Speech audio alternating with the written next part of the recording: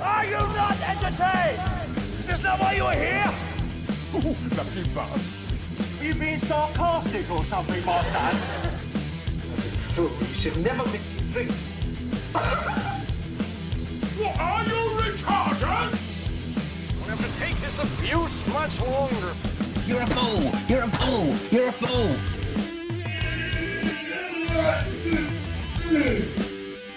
Oh, that's what we call diarrhea. You think this is a fucking joke? This ain't Kenny camera. There's no hidden cameras. Oh shit, I've said fuck. Oh fuck, I've said shit. Don't be an arse. Get a weapon collector, Ross. I could knock him out in the shed. Are you kidding me? That is crazy. I'm pissed off. I'm sad. I'm ashamed. Stop it, please. For God's sake, please stop it. There's no more time. Is this not why you are here? Right, everyone. Happy Halloween special. Right. So yeah, hopefully this should be a good video. I'll just warn you now, most of the video I probably won't be able to see your comments while I'm talking to the camera, because of the nature of this kind of video, I'm going to need to talk to the camera between the clips and talk about the videos and stuff like that. Yeah, should be a good night. Later on, in about an hour, everyone's going out, so I'm going to be home alone for the rest of the evening. You know, for a bit there'll be people in, but later on they'll all be out. So yeah, I might be able to do a later video. We'll see what happens though. Just have to see what's going on. So yeah, sorry I didn't put no decorations up. You know how it is, I just didn't have none. But I thought the videos will speak for themselves. So I think that's it. I spoke about everything I need to as far as I'm aware. But yeah, just be aware, during the bits where I'm on camera, I won't be able to read the comments. But while the clips are playing, I will be able to play them. So we've got quite a few people joined in. I think there'll be around about... There should be around about an hour and a half footage. So maybe 2 hour video. We'll have to see, you know. It depends how long I talk between the videos, you know what I mean? But hopefully, I think it's going to be good. You know, obviously I've seen most of the clips I'm going to play tonight. Oh, and Jim is going to come on twice. So early on, I don't know when, I've not decided the exact order yet. Jim will come on at some point with a video he pre-recorded for me. And then later on, near the end of the evening, he's going to actually do a live video for us. So I've set this up so he can basically send me a live feed to StreamYard. You know, that's how it works anyway, you know what I mean? But he'll come on live on StreamYard, basically. And, yeah. So that should be pretty good. And he's going to do a bit of a walk around. I know vaguely a little bit. I won't tell you anyway, because it'll be, you know... But he's going to do a little bit of walk around an area he's been to before. So it should be quite interesting.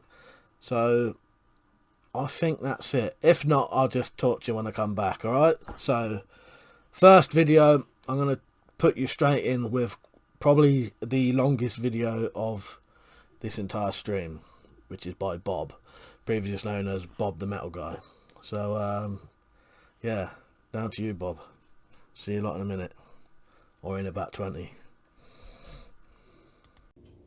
Hello everyone, welcome back. This is Halloween, October 31st, 2018.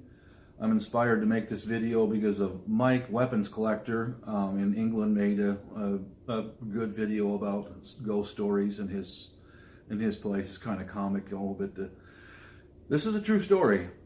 And I'm going to start this off with, this is a true story. This is my Bible, this is my baptism Bible, and I do swear to God Almighty Himself that I will tell you the truth, every bit of it I can. I am telling the truth. This is not a story, this is truth. All right, with that, okay, in 2004, I was divorced. I had 2 kids I was paying support on, and they lived with their mom. I had nowhere to go. My mom was over 80 years old, living alone in a nearby city from my sons, okay? So I asked my mom, can I stay in one of your bedrooms? She said she could. You know, it's fine, no problem. Mom was getting to the point to where she needed someone around her to help her, which was a real punch in the stomach when you have to swallow your pride and be over 40 years old and move back with your mom. You know, it sucked, but I did it for 6 years. I lived in a bedroom in that house. This was a brand new home. It was brand new. I worked with Mom and the contractor when they built this house. Brand new house, okay? So got Mom moved in there, and a few years later I got divorced and I had to move in and live in one of her bedrooms. It's a point of pride that, like I said, it sucked, but you know, you pay child support for 2 kids in Washington State. You'll understand what I'm talking about. You can't afford to live anywhere else. You know, you're going to live in your car maybe, but okay. So I moved into one of her. It was a 3-bedroom house. All the bedrooms and washer and dryer were upstairs. Okay, so here we go. This all started off kind of slowly and inconspicuously, and I had difficulty understanding what was going on at first. I'm going to give you a kind of a shitty floor plan of the place, but and this is the bathroom that was upstairs. My bedroom was. This is the bedroom out of the bathroom door. Yeah, this doorway right here was my bedroom, and this doorway over here was my son's bedroom when they came to visit. Over here was a hall closet, and right here was my mom's bedroom. And these are the stairwell to go downstairs. Okay, I'm sorry it's not a very good drawing, but that's all I've got to deal with. It all started kind of odd because I worked second shift and I would get home after midnight, and not too much went on during the day at first, but my wife was still living overseas. She's a Filipina, and we talked on Skype twice a day, every day for 4 years until we were able to finally get her over here and get married and all that. We had a 4-year delay because she was a single mom of 2. She was working in a city's engineering department, and then she got a promotion to a district administrator, which was, she was a boss of hundreds of city employees, very intelligent woman. And she was going to school, medical school, and she would not leave the Philippines and come to be with me until she graduated from medical school. That was the 4-year I had to wait, and I did. I waited for her. We're married now, been married for 10 years. So I would get home from work about midnight, 1 o'clock, and warm up something in the microwave, go upstairs to my bedroom, and talk to my wife every night, twice a day, before work and after work for 4 years. And while we were talking, I would hear stuff outside my bedroom door, like footsteps occasionally. Okay? Now, religiously and faithfully, as soon as I got home, I would open up my mom's bedroom door, which was right here, and look in on her.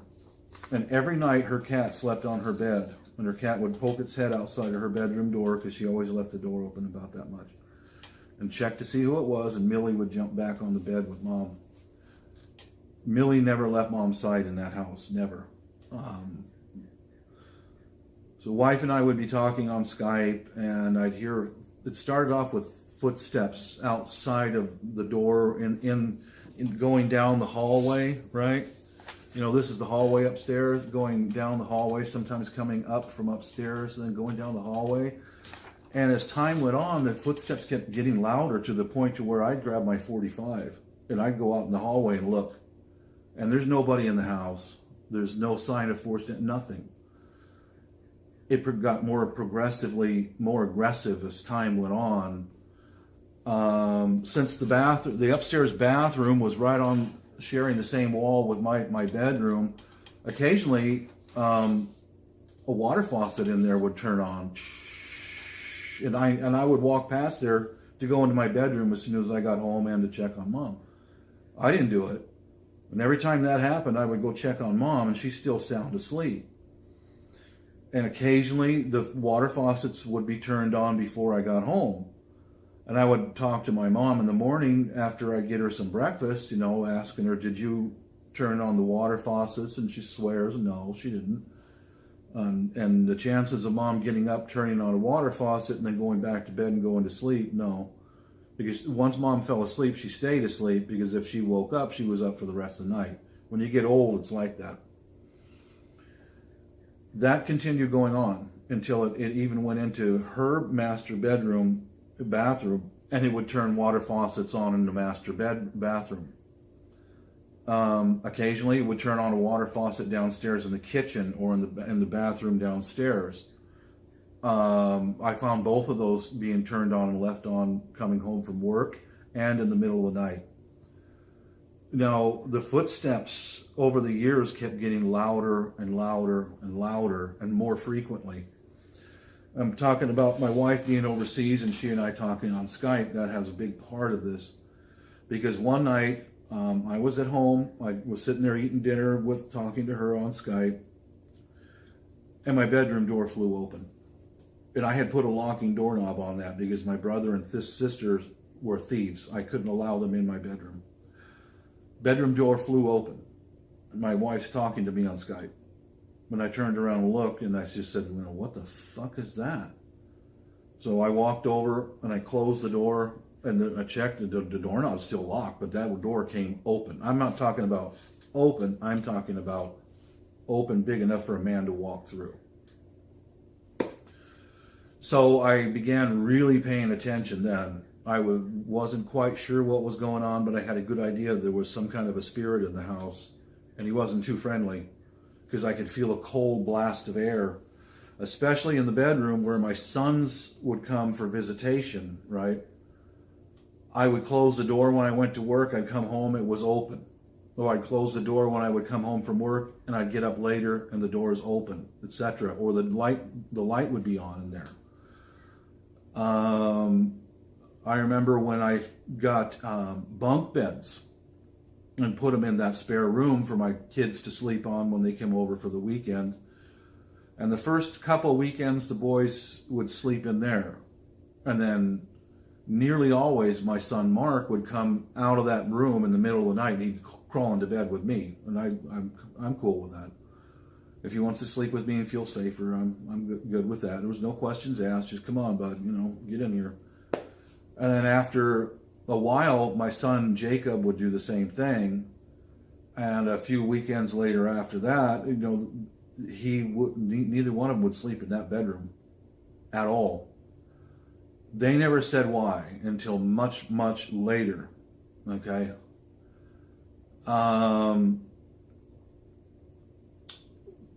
Much, much later, it got even more powerful, because I found out later that it would turn on the light inside that bedroom while they were in there. It was doing that. It was doing that more and more frequently. And the door, when they were in there trying to sleep, the door would fly open on them. This is the closet door, the hall closet door. That's very important with this story. I remember coming home from work, and that closet door would be closed, and I'd come out in the hallway to go downstairs to get something to eat or whatever I needed to do, and that door would be open a little bit. And it got more and more aggressive because the door would be open, and sometimes there'd be a pillow or a blanket pulled down on the floor in the hallway. So as soon as I saw that, I would go check on Mom, no matter what time of night it was. I'd go open the door, see if she's covered, see if she's cold. I knew her bedding because I did all the washing of her sheets and blankets. I washed all of her clothes. I had to take up more and more of my time to take care of her because she was getting more and more elderly. Because this is over the course of several years. The more older she got, the more helpless she became. But I remember one of the most profound times about that hallway closet was I got home from work. Everything seemed normal. Nothing was out of the unusual. Slept, got up in the morning, went downstairs, made my mom breakfast, and I came back upstairs, and that hallway closet was wide open, and I mean every pillow, sheet, blanket, everything was pulled out, thrown all the way down the hallway. Mom's still downstairs eating her breakfast. I just walked past that closet 30 minutes ago. There's nobody upstairs. You understand what I'm saying? Now, this is really starting to scare the shit out of me. I didn't know what to do. And I knew, okay, there's something bad in this house. I didn't know what to do. The internet was in its infancy way back then.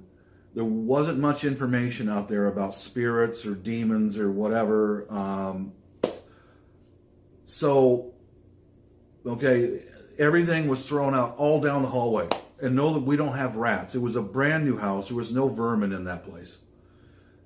And I saw that one weekend, and I finally mentioned it to my sons about that hallway closet. And my son said, Dad, more than once I saw that hallway closet open and close while I'm standing in the hallway. And why didn't you guys tell me? You know, why didn't you guys say something?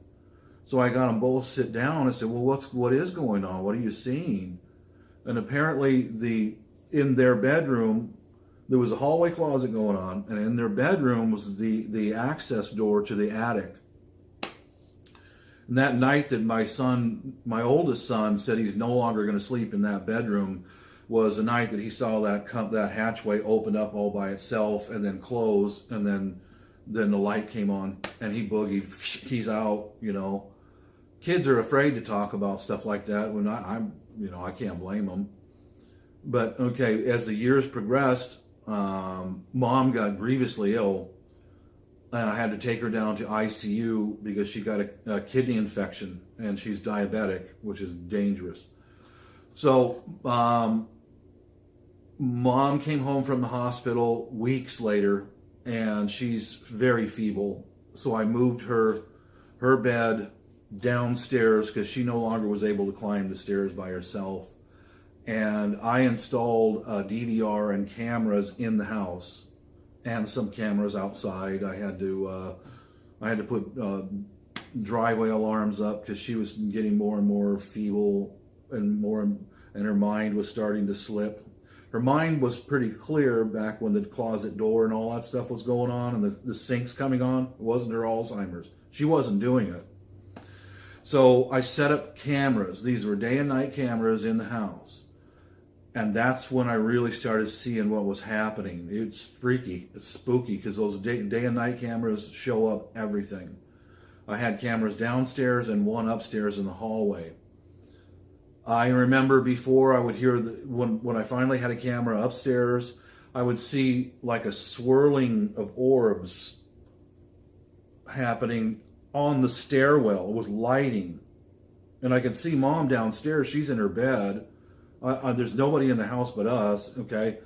And I'd see a large orb come down the hallway and go into the spare bedroom. And then by this time, I'm already got my wife and her 2 kids living in that same house. And we're married, and Jill was in the scary bedroom. I could see that big orb come past the bedroom, go into her door, and she never said shit about what was going on, but she did later. Now, with those orbs, they became really active. I remember seeing swirlings of lights in the living room, right next to my mom's bed, because she had to sleep in the bed in the living room. And I'm sitting there watching this on the surveillance cameras because we had to watch her. And it got more and more and more creepy because I remember one night something came through the front door of the house. It was an orb. And it wasn't a fly. It's not a moth. You can tell. Went right through the front door and it went over to my mom's bed and it paused over top of her and then went directly into her head. And she moved like this. Now, Mom had Alzheimer's, so I couldn't really credibly take what she was saying for, as truth because her mind was going. But she would say in the morning that her aunts and uncles and her brother would come in the middle of the night and visit her. And when I started seeing all that stuff on the cameras, I believe her, that there's some spirits were coming in the house, right through the walls and coming into the house. And I don't know if they were her brother and sister, I don't know. But 6 years. 6 years in a haunted house. As soon as Mom passed away, we put that house up for sale shortly after that, as soon as we could afford to leave. We sold that place and got out of there, and that was over 10 years ago. I don't know. Whatever it was that was scaring the kids in that spare bedroom, because Joel said the same thing as my sons did later after we left that house, because I would come to wake her up for school and she would have stuff piled up against the door to jam that door shut, of her bedroom door. The same thing was happening to her, but she wouldn't talk about it. Light coming on, door flying open, etc., etc. If she had told me, I would have made arrangements for her to sleep downstairs, or, you know, I don't know. I really don't have an end point, but the spirits, yeah, I believe in them. I do. Demons, yeah, I'm sure they're there, because there is a God, and I believe there is a God. But that's, in a nutshell, 6 years of living in a haunted house. I drive past that place once in a while, and I don't ever want to go back in there again. Oh, that's my Halloween ghost story, but it's true. It's not made up. Thank you for watching. Leave any questions if you have any. I'll try to answer them for you. Take care. Thank you for that, Bob. Now, I've heard that event before, because Bob sent me that a few years ago, actually, originally, and I never got time to put it into last year's Halloween video. And in all honesty, that sounds fucking terrifying. I don't know if I could live like that. I suppose if it happens to you gradually, you sort of get used to it. But when you hear that kind of thing said in a story, you know, that's fucked up. You know what I mean? That'd be, yeah. Well, I don't know what to say, Bob. That's, you know what I mean? That's a hell of a thing to go through, really. Yeah, it must play with your mental state, I suppose. I suppose some people that really could. You know what I mean? Yeah, thank you for that, Bob. I really appreciate that. And because, you know, that's been about 2 years in the waiting to get that video on to here. Because I always thought that was a really genuine, excellent, well, not story, because it's a real thing. But you know what I mean? Yeah, true life event. Thank you for that. Right, so we're going to go on to Timbo66 now, and then an advert. So I'll now pass you over to Timbo, and then be prepared for an advert to come on after. So my story, I was out in the garden one night, because I used to do a bit of astronomy, and it's something I used to really, really like. Anyway, I was out with the telescope. Obviously it's dark. I'm looking at the moon, thinking, oh, this is great. And suddenly I heard this, that noise that the Predator made in the Predator films, the Schwarzenegger films. And I thought, that's a bit odd, isn't it? I wonder what that is. I previously heard a hedgehog in the undergrowth, and it makes a noise. It makes you think like there's a bear with a gun coming out. It's going to go wipe out humanity. It was such an angry noise, and that was quite frightening. Anyway, a couple of minutes later, right, what is that? And then it went quiet for a while. And then third time. Right, I really do not like this. I'm quite rational. I don't believe in ghosts and nothing like that, but this is really freaking on. Hang on a minute. Right, I mean, I went in the back door and I'm looking out the doorway.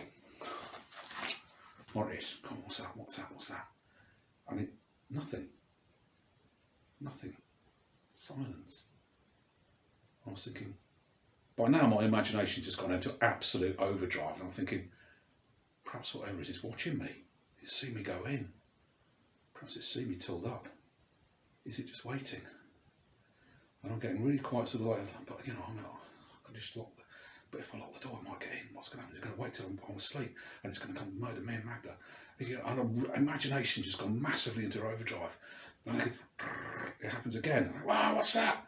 And I'm sort of looking out, really now hyper alert, looking out. And then I see it. There's a little wind blowing. And in the neighbour's back garden, they've got one of these yucca plants, these plants with these really long, hard leaves, and they're just tapping together every time the wind blows. Like that. And there's a few of them. And I just thought,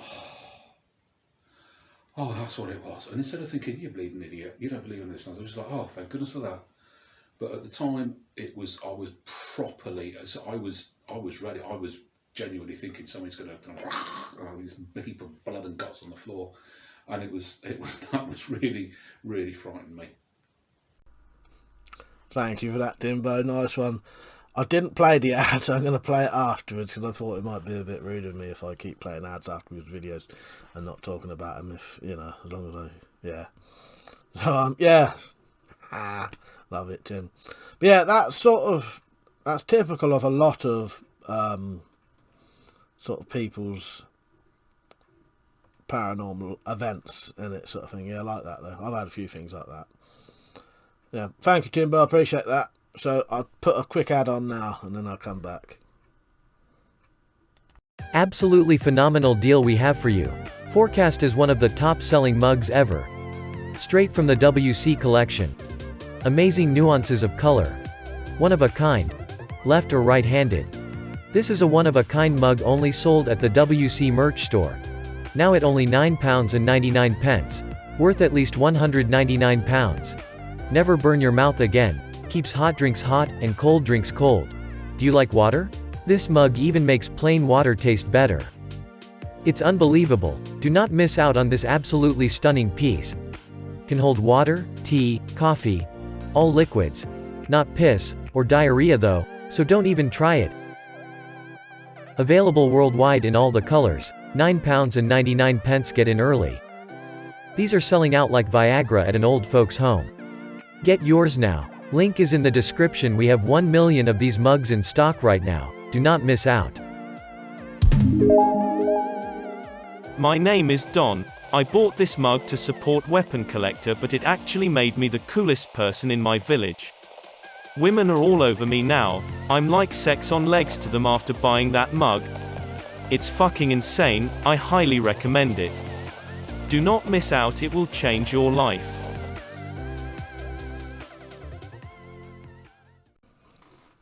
Get your bloody merchandise in. Link in the description. There'll be a few ads tonight. That's just one of many that I've made specifically for this long live stream. So I think we'll have Slingshot Warrior up next.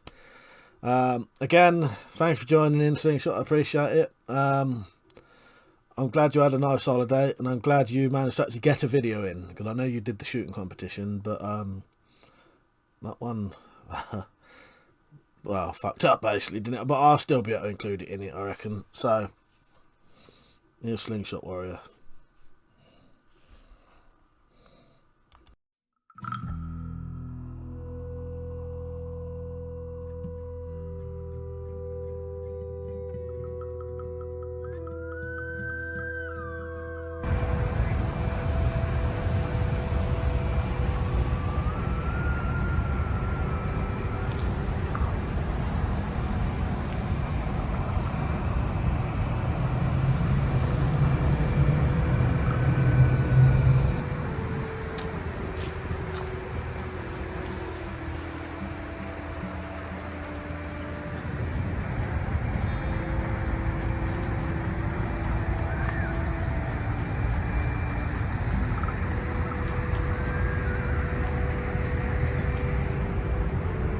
Hello, this is Slingshot Warrior. I'm still in South Carolina.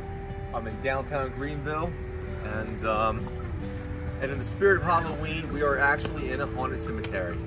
More to come.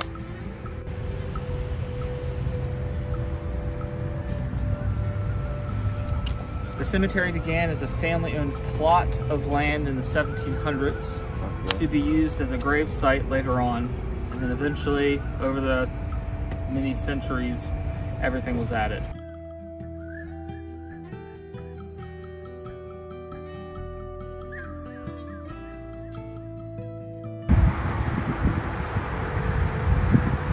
You'll find unknown Confederate soldiers' graves. If you dig a little deeper, you may stumble across the grave of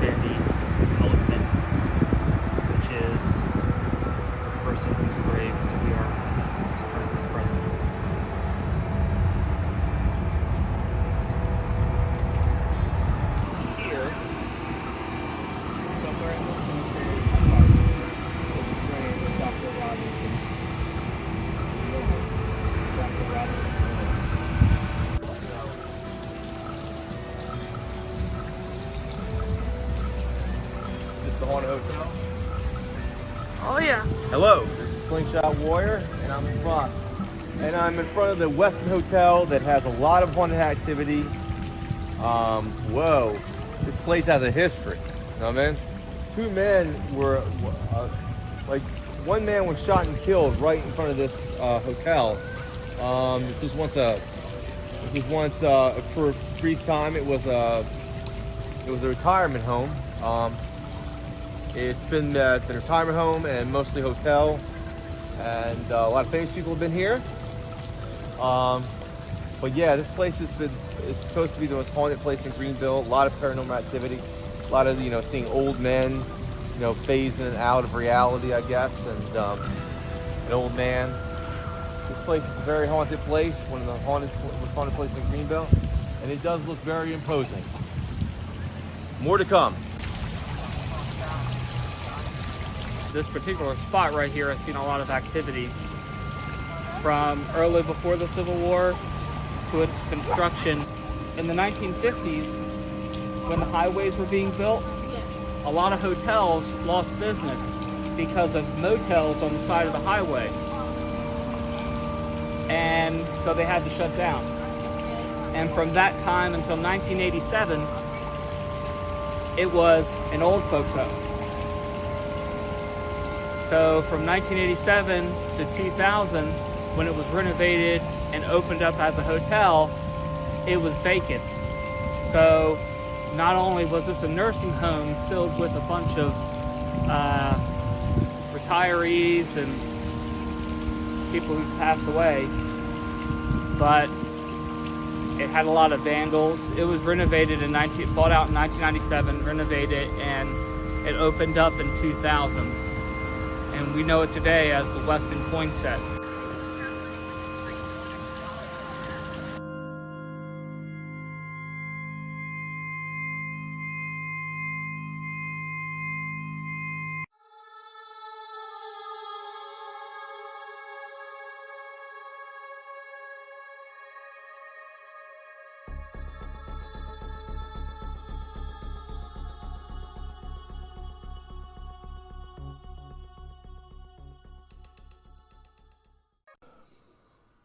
Nice one, mate. Thank you for that.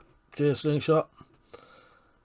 So yeah, that was interesting. I wonder if that, while I was watching that, I did think, I wonder if that place has been in any films and that. Has it? I don't know. Seems like the kind of place that would probably be featured in films anyway, doesn't it? But yeah, very interesting place. So what was I going to do now? Sorry, I've written some of this down so I can try and remember what I'm going to. Ah, yes. So the next set of footage will be a series of shorter videos. I've been sent in a few short videos of basically CCTV and similar things. So what I'll do for the very short ones, I'll probably show a normal length version of it and then a slowed down version so you can see what's going on. I think there's three or four little clips now of various CCTV from different people, and I'll put the names down. There may be one I can't remember, but they are from CW Outdoors, Carl, Christopher's Wild Adventures, and SAK 94. And there may be another one that I'm missing, but you'll see next anyway. All right, CCTV footage now.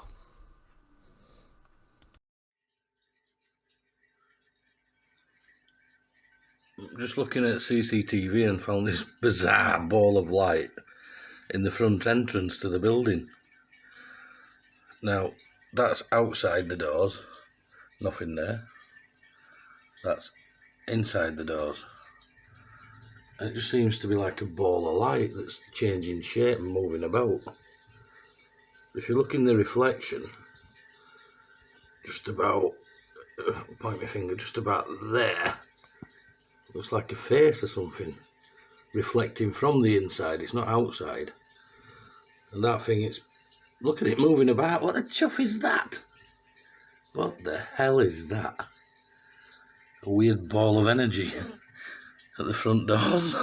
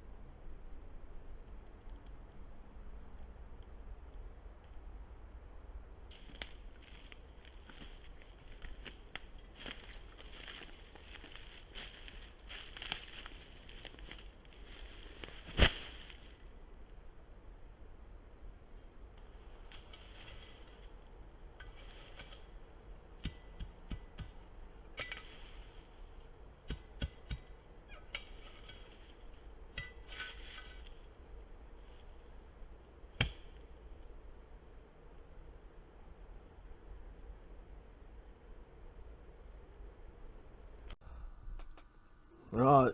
Yeah, CCTV. I'll be honest, Carl and Chris, I have literally no idea what the fuck was in those videos. Very bizarre. Yeah, I don't know. That's all I can say about that. I haven't got a fucking clue what that is. Could be multiple things in both of those. Yeah, very difficult to say. And Stu, nice one, Stu. I like that. That was excellent. Yes, I hope. Yeah, I hope no one's after you. I don't know what you've captured there.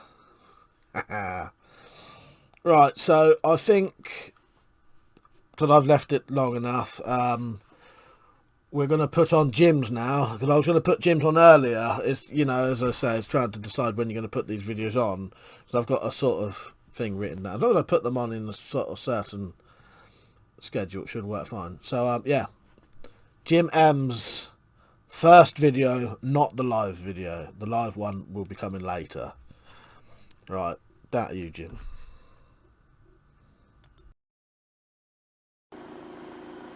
Mr. Who, sorry?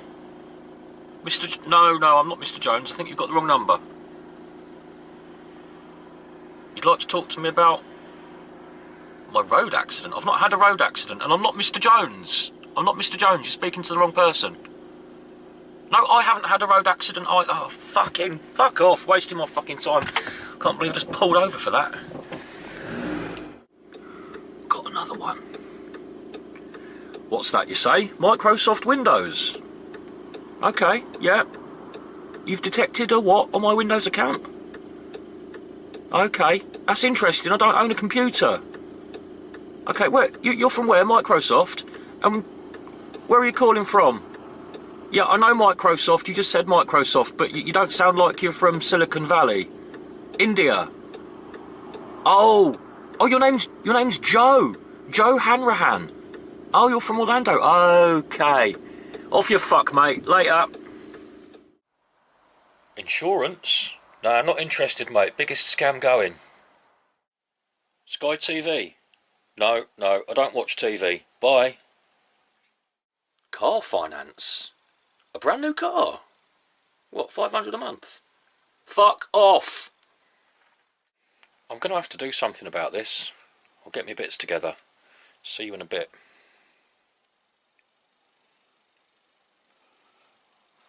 Call centres near me. Bingo.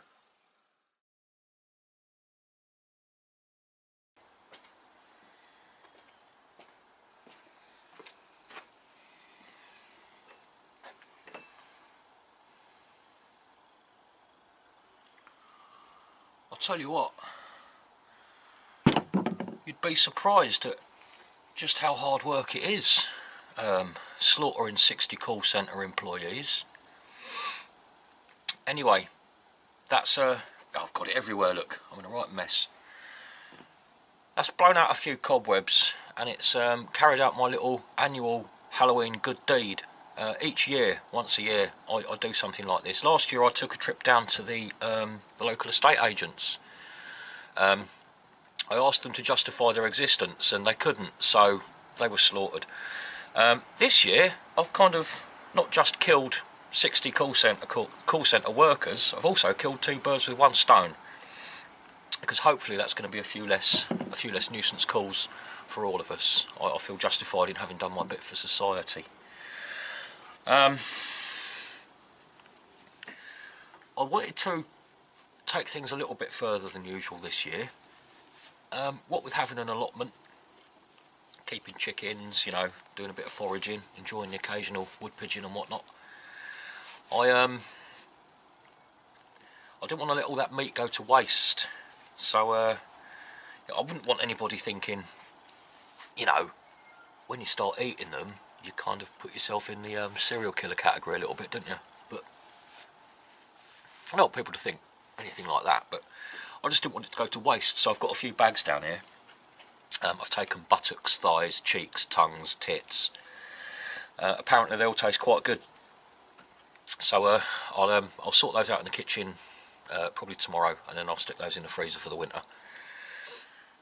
The Anglo Arms bolo machete did reasonably well, but it's a big, thick, heavy blade, you see. It's quite a lump of metal.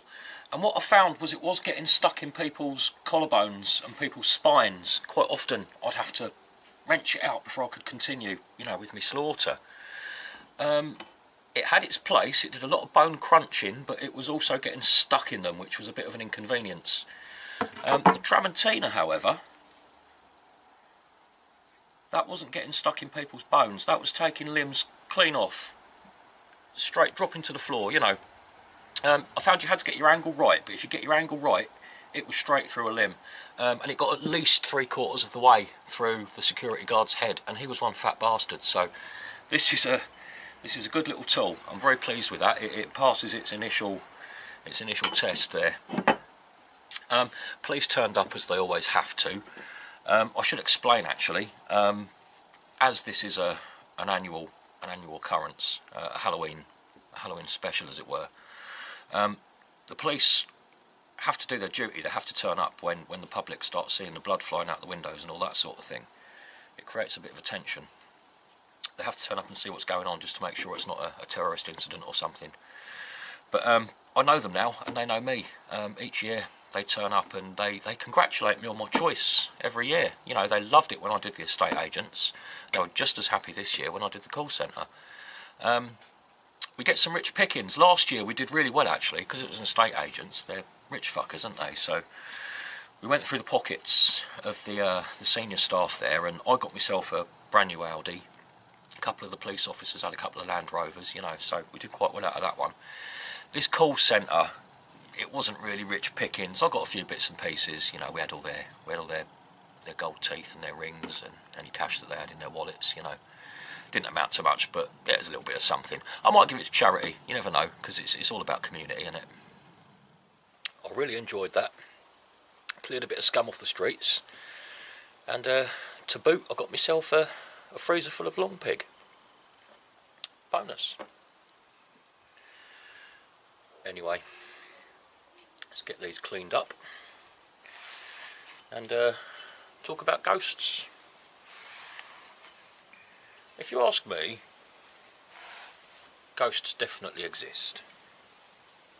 I believe in ghosts, but I don't believe in the spirits of dead people wandering around and telling us where their life savings are hidden. People see ghosts, so in that sense they exist. People see them, they are a thing. Whether they're a physical thing or not doesn't really matter. They do exist, and they've had a huge influence on our culture and society everything for a very long time.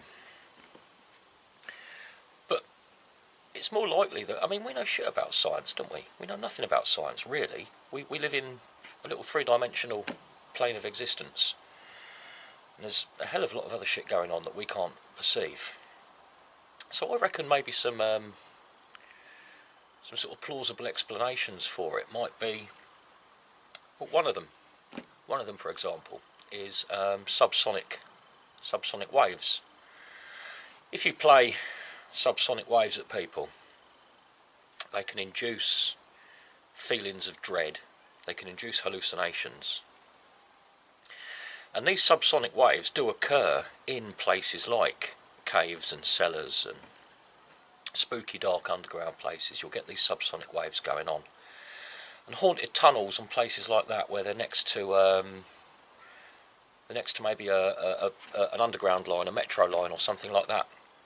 That can really induce some sort of freaky experiences in people in adjacent tunnels and cellars. And even geology is very capable of producing subsonic noises.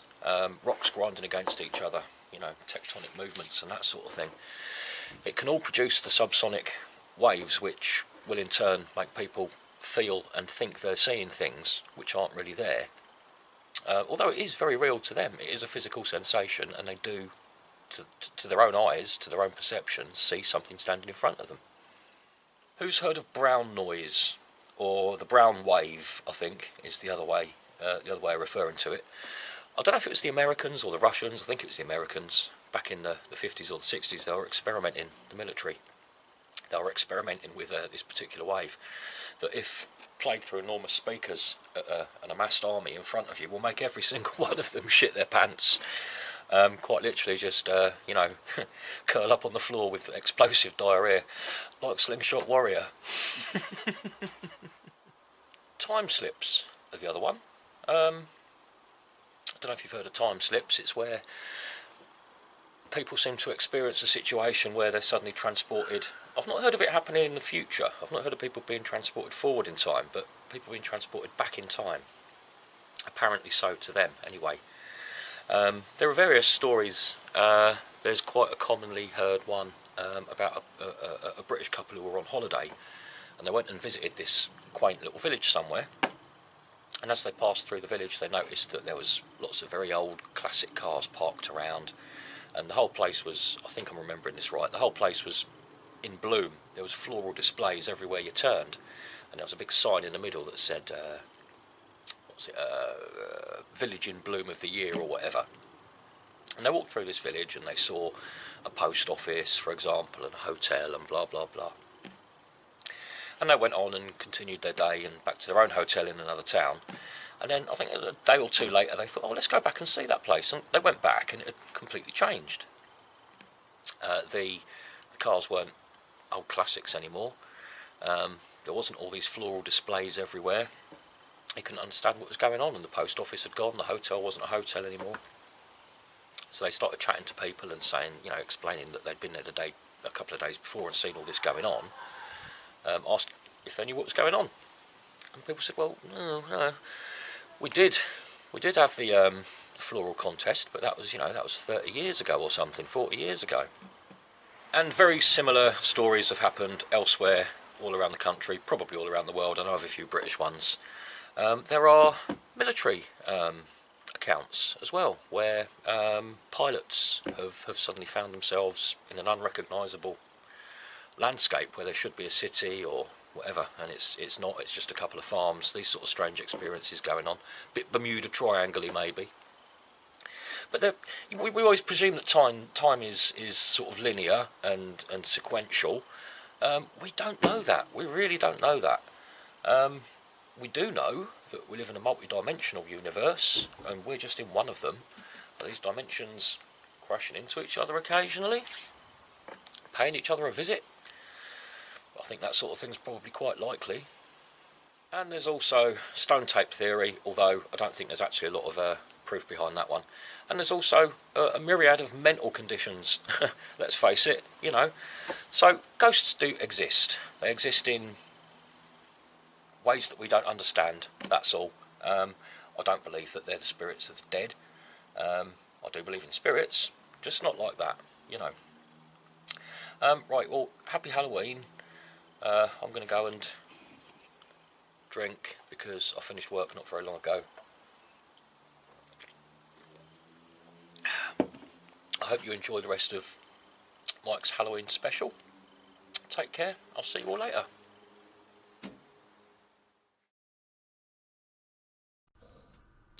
Nice one, Jim. Cheers. That was excellent. I'm a bit like you, actually. I think there's a lot of sort of things that we can't sort of detect properly, if that makes sense, on a more sort of scientific sort of way of it. Like you said, definitely more like that in my opinion. But yeah, and I do believe I've never seen anything paranormal in my opinion. Some people would say I have, in their opinion I have, but I don't think it is. But if someone says to me they've seen a ghost, I do believe they have seen something. I do believe that. I don't know what they've seen, but I do believe 100% they believe they've seen a ghost or whatever, you know what I mean? So, yeah. It's an interesting topic, really, when you start looking into it in different ways, especially in a bit of a scientific way. It can be very fascinating, in all honesty. So, yeah, that could definitely open up some topics of discussion anyway. So, I think what I'm going to do now is whack another add-on, and I'll see you in a couple of minutes. Enjoy.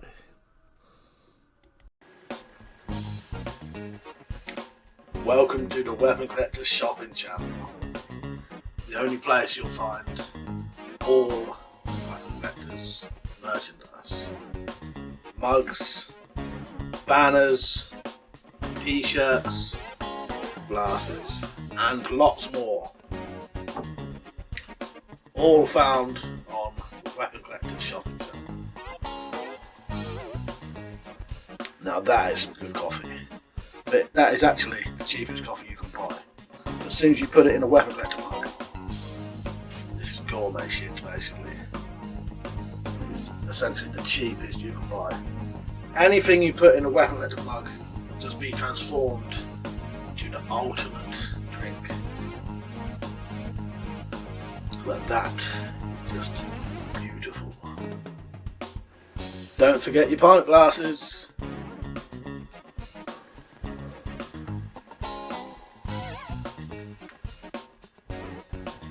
Cheers.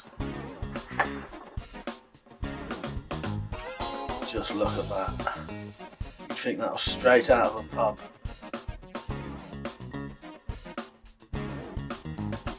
Nothing says refreshing pints like a Weapon Collector pint glass.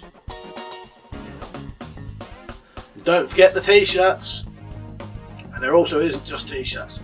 There is literally all kinds of clothing you can buy in the Weapon Collector range. Different designs as well. You can get the knuckle design, you can get the thumbs up merch. I'll drink a bit more of this while I'm here. And much, much more. We've even got Christmas clothes if you want it. Don't forget your banners while you're there.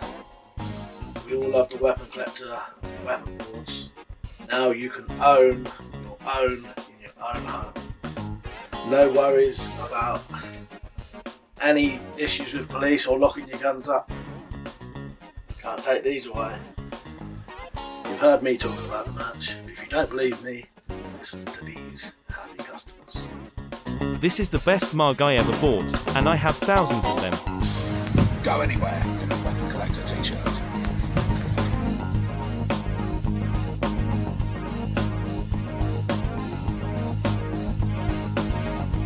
Look what I got. Weapon Collector. I'm sure you all know him. If you don't, I don't know what you're doing. Good job, Mike. Really good. I'm really impressed.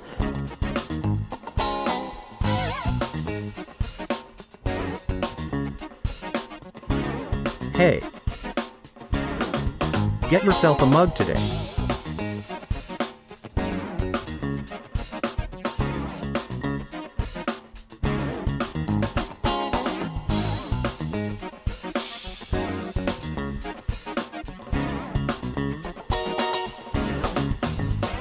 That's right, motherfucker.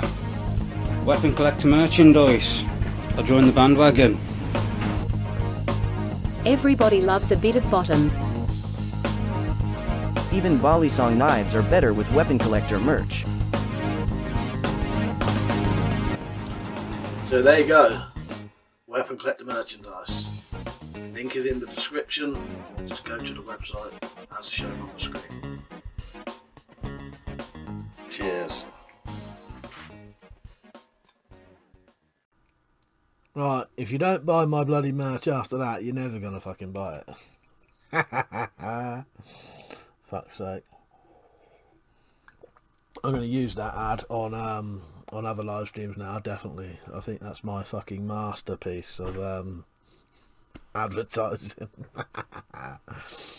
Right, so that's still working out. I actually love that ad. Sorry to anyone, especially Electro, that I had to change your voice, but you weren't talking about the merch, so I had to change your voice. Yeah, I love it. Right, so, where was I? Brytol. Here's Brytol's story.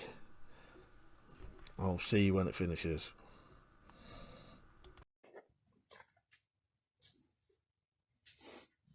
Oh, hello. I haven't noticed you. Hello.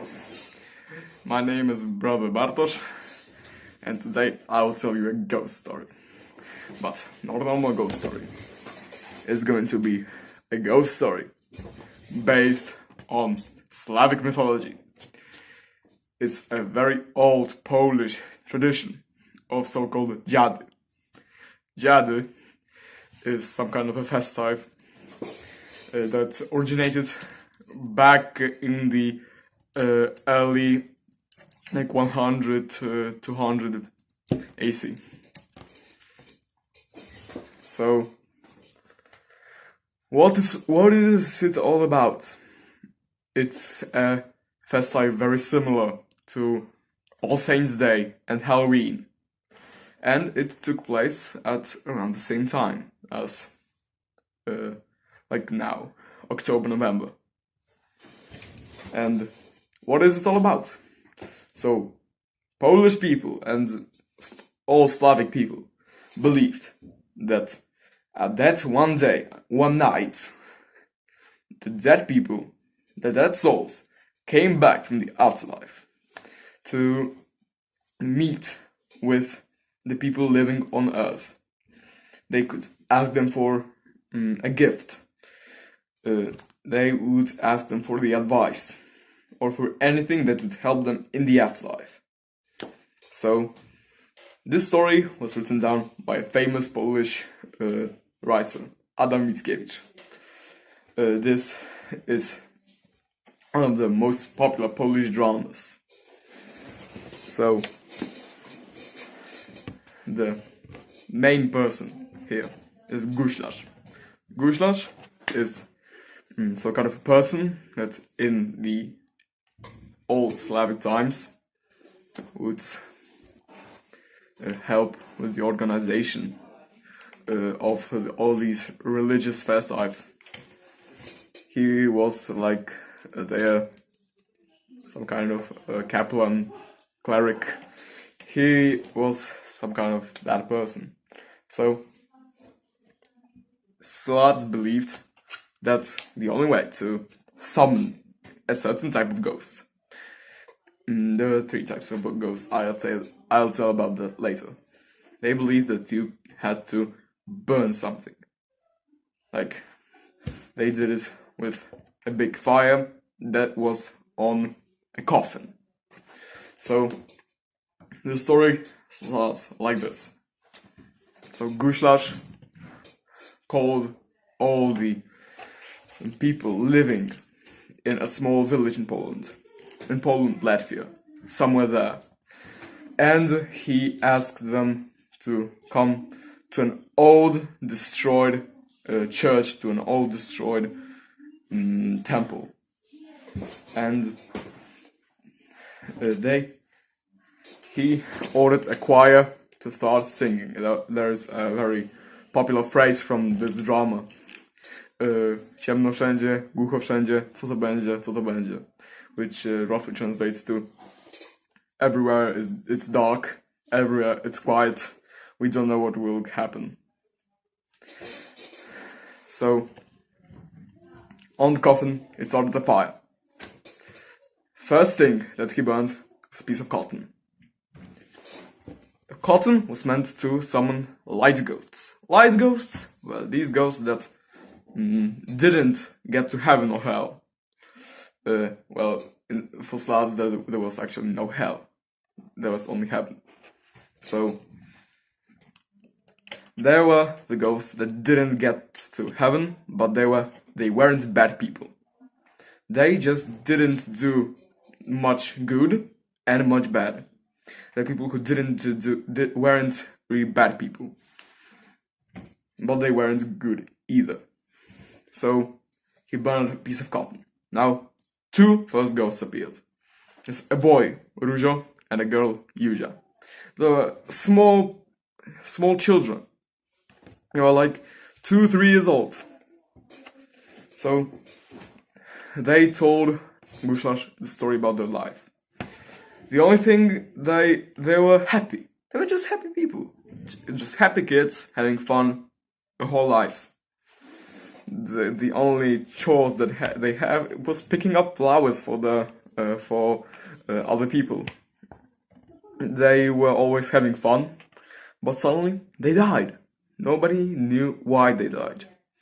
And as they said, one that haven't felt bitter on the earth, then one wouldn't feel sweet in the afterlife.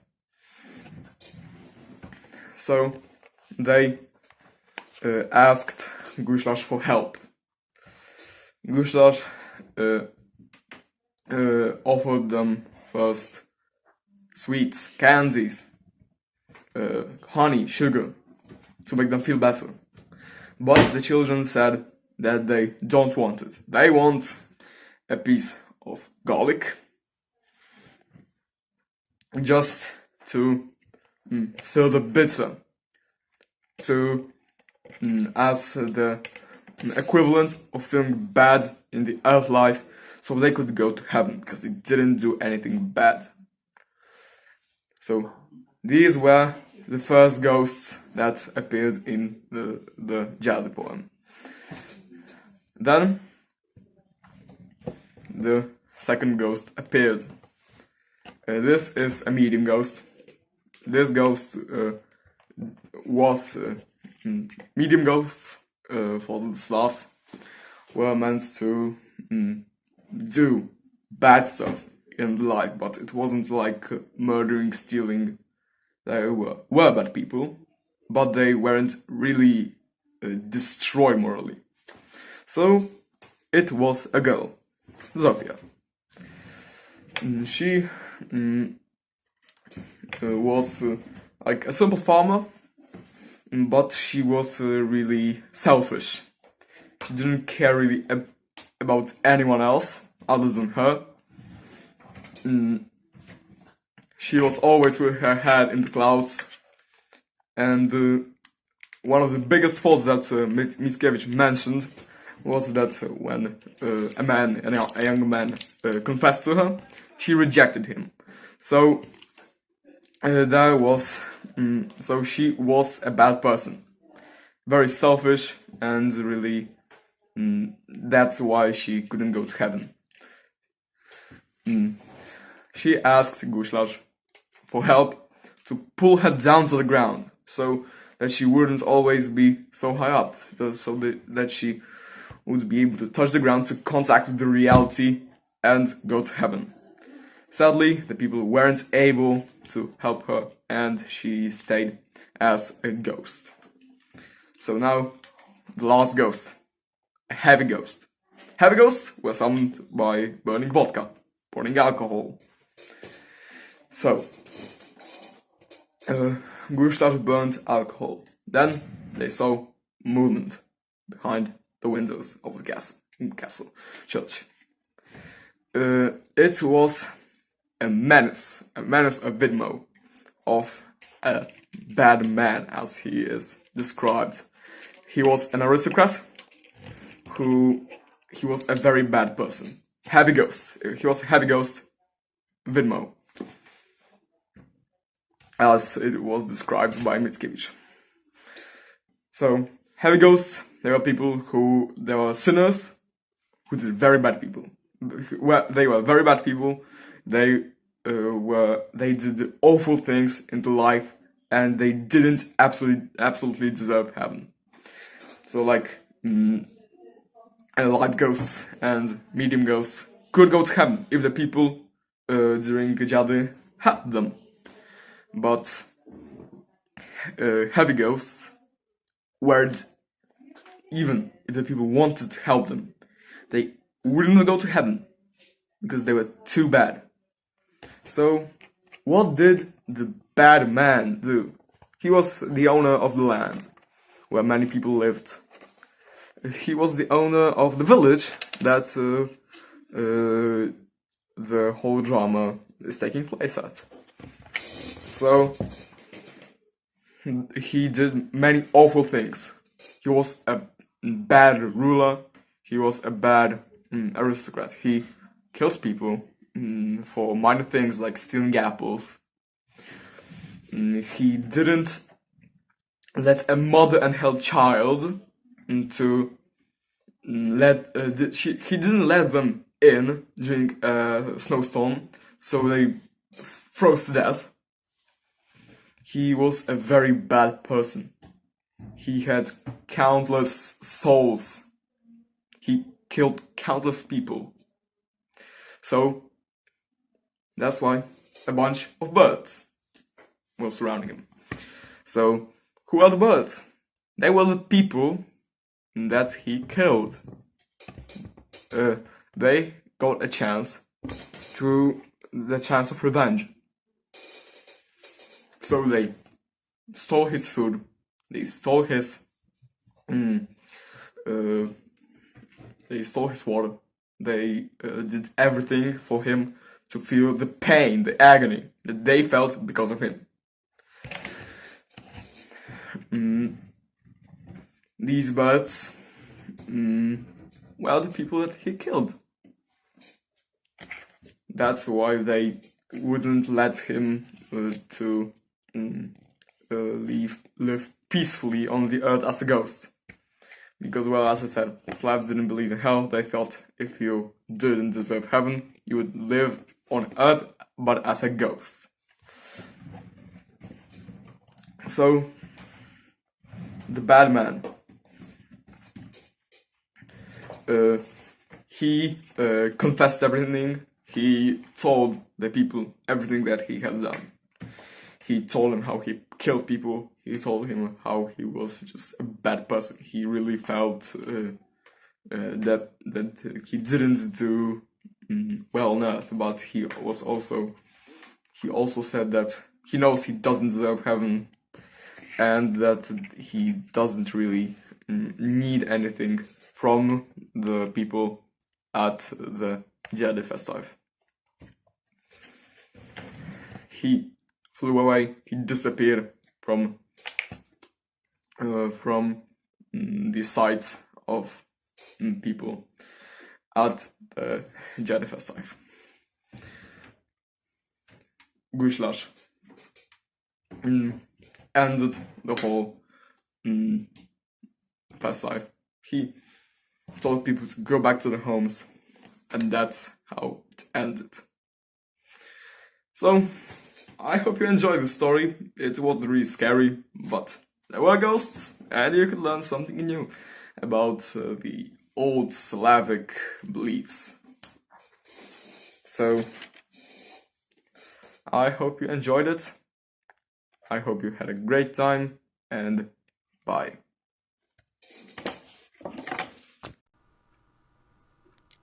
Thank you, Bright. I appreciate that. That was good. That was a good bit of history. I enjoyed that, actually, yeah. It was new to me, and I bet that's new to pretty much most of the viewers. So, yeah, thank you for that, mate. I appreciate that. Yeah, fascinating. It is, because we're all, you're not that far away from the UK, but, well, even in the UK, from south to north, it would be different. But yeah, you know what I mean. It's surprising. Yeah, thank you for that. I appreciate that, mate. So I think we will go to Weapons and Stuff 93 now. So here is Liam's video. Right, so this is going to be a video for Mike's sort of scary story Halloween video thing. Now, this is a real story, but I don't know what the cause of it is, and I think I've mentioned it before, but not for one of Mike's videos, so I'll do it again. So, this was something that happened to me when I was in primary school, and one of my mates saw it as well, and to this day we don't know what it was. You know, I don't know, I'm not claiming it's a ghost, it might not be anything supernatural at all, maybe it was some sort of optical illusion, but it's quite interesting and weird. So, where my primary school was, there were bits you were allowed to go in as kids, like when you're on, you know, playtime, whatever they called it, like your lunch break, playtime sort of thing, morning break. And there were obviously like bits you weren't allowed to go, you know, like there were sort of playground bits and they're off limits. So they had like a big fence around the outside of the school, but on the school grounds there were still bits you weren't meant to go, just because I guess kids could get lost or hurt there or whatever and stuff like that. And one of the more interesting bits, and I've never been in there, was they had a really old-fashioned house just sitting on the school grounds, and I think back in the day, you know, going back 50, 100 years ago, that was where they had like a caretaker sort of house, you know, where with a lot of these older sort of schools, they would have, you know, like a house built for a living sort of caretaker. So, you know, they'd live there and then they'd go out, you know, the modern caretaker didn't live there at all, obviously they just commuted in, you know, did the sort of caretaking sort of stuff, you know, janitor type job, and then they'd leave. But, you know, back when this school was made, this is where they'd obviously have like a living person that lived in this house, you know, got up in the morning, did all the odd jobs, and then probably went back to that house to sleep and have dinner and all that sort of stuff. So, where this house was, apologies, coughing a bit, you weren't allowed to go, and there was sort of a road there as well, because where the school grounds were, there were a couple of roads, as you know, although you wouldn't really get cars coming in, there were now and again would be, so, you know, you weren't allowed there, but it's mainly just so, you know, kids stayed on the playground where they could be supervised, and I guess if pedos were coming in, they'd be spotted. So, nobody lived in this house. The school used it, I think, for storage, you know, because it was not needed anymore. So I think just, like, loads of old, like, spare whiteboards and all things like that were stored in it, you know, so it was just basically an empty house that was in fairly good condition. I guess if they wanted to, they could clear all the junk out and rent it out, but it was just used for storage. So, quite an old-fashioned house. So, you could look at it, but you couldn't go to it when you're, like, on break or whatever. And one of the days, me and one of my mates were like bored, you know, while on break because we didn't have much to do, and we were looking out over there at the drive, you know, because there was like a drive coming in and the house was off the side of the drive. And we thought we saw movement in one of the windows. We were looking up at one of the windows. Bear in mind, these like old dusty, dirt-caked windows. You can't see through them very well because again they hadn't cleaned them in ages because it wasn't used as an actual house. And then we both thought we saw like a really creepy kind of yellow ogreish face come up to the window, like look out, and then duck back. I don't think there was curtains, but you know, you saw the movement and you... So it was a sort of yellow face you'd get only as a person, I imagine, if you'd been, you know, drinking constantly and got liver damage. You know, that kind of, you've gone yellow, like jaundicey kind of yellow. But... you know, whether or not there was an actual person there, you know, we both thought we saw the same thing, we don't know. There's no more to the story than that, you know, we were there, we saw this sort of yellow, creepy, bogey sort of face turn up at the window, you know, look out, and then go back into the darkness. That's all there is to it, but again, house was locked up, and, you know, nobody was meant to be in there. Was there some alcoholic tramp that had found his way in there and, you know, was squatting in there? Who knows? You know, nothing else like that ever happened there. You know, never any signs of like forced entry or whatever else. And bear in mind we were probably like 8 years old at the time. But I just thought it was quite creepy, and we can always remember it. You know, and this person as well saw the same thing. He said, "Did you see a face in that window?" And you know, we both sort of said the same thing at once. So yeah, that's my creepy story. You know, it's a bit of a weird one. But who was the strange sort of yellow erotic man in the window that just turned up to peer out and then, you know, disappear back into the darkness?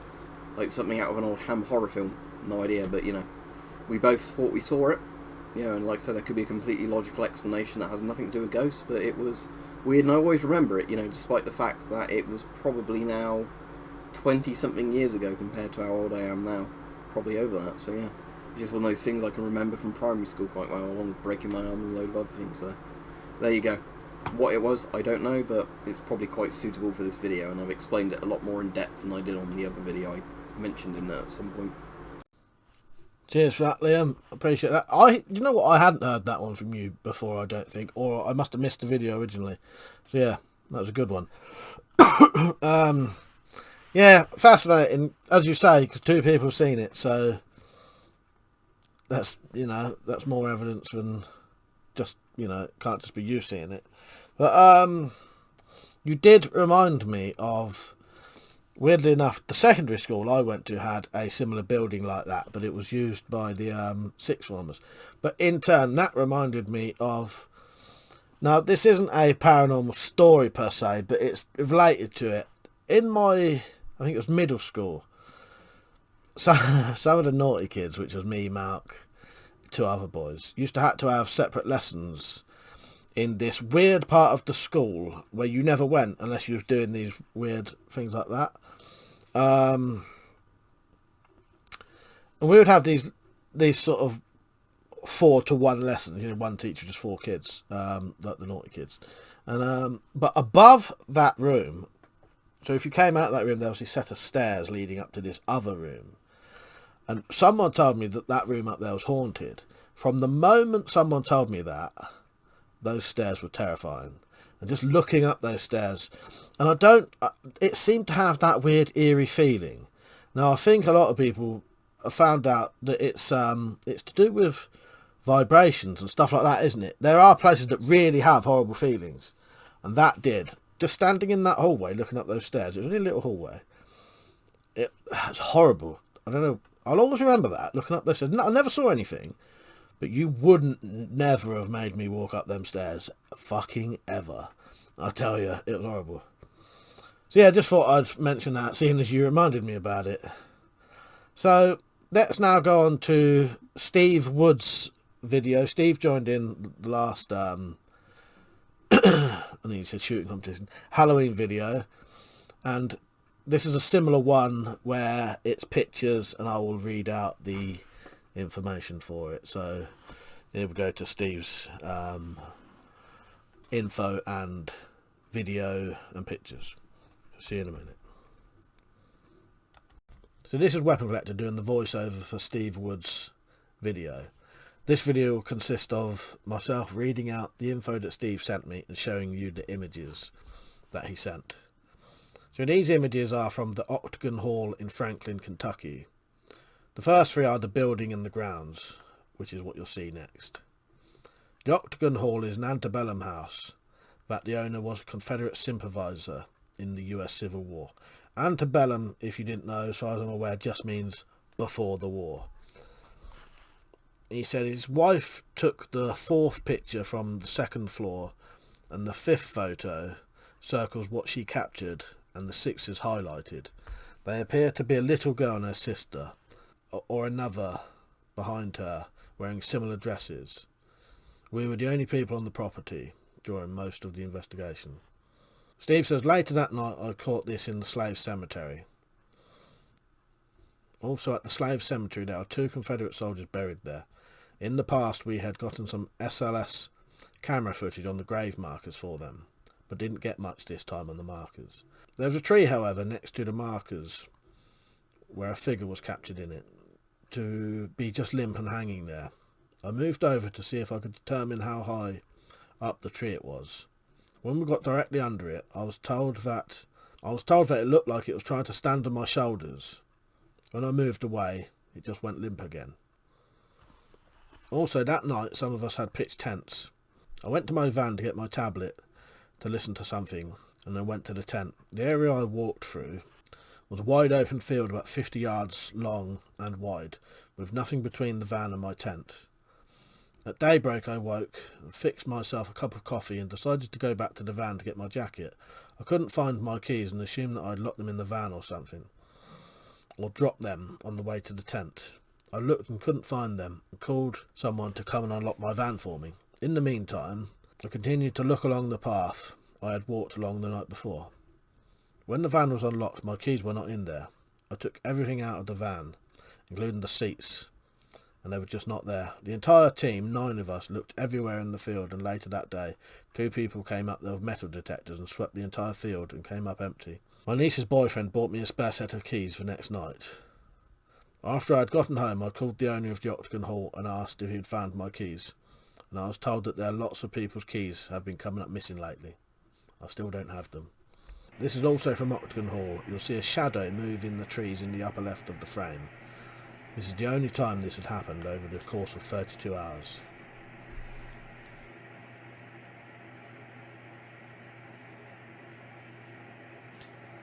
Also at the Octagon Hall, you'll see the usual bugs reflected in the IR lights, and you'll see the area brighten up a bit as my niece's boyfriend was turning around at the same time.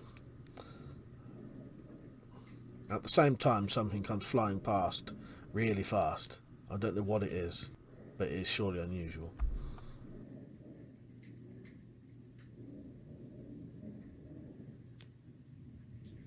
Steve said, also at the Octagon Hall, my wife was the only one up as she had gotten into something that stirred up her allergies. She thought she had heard something and went outside to see, and her phone recorded this. Out here.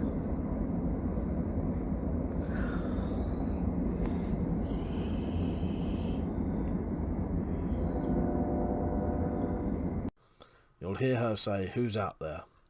And the response is crystal clear. Out here.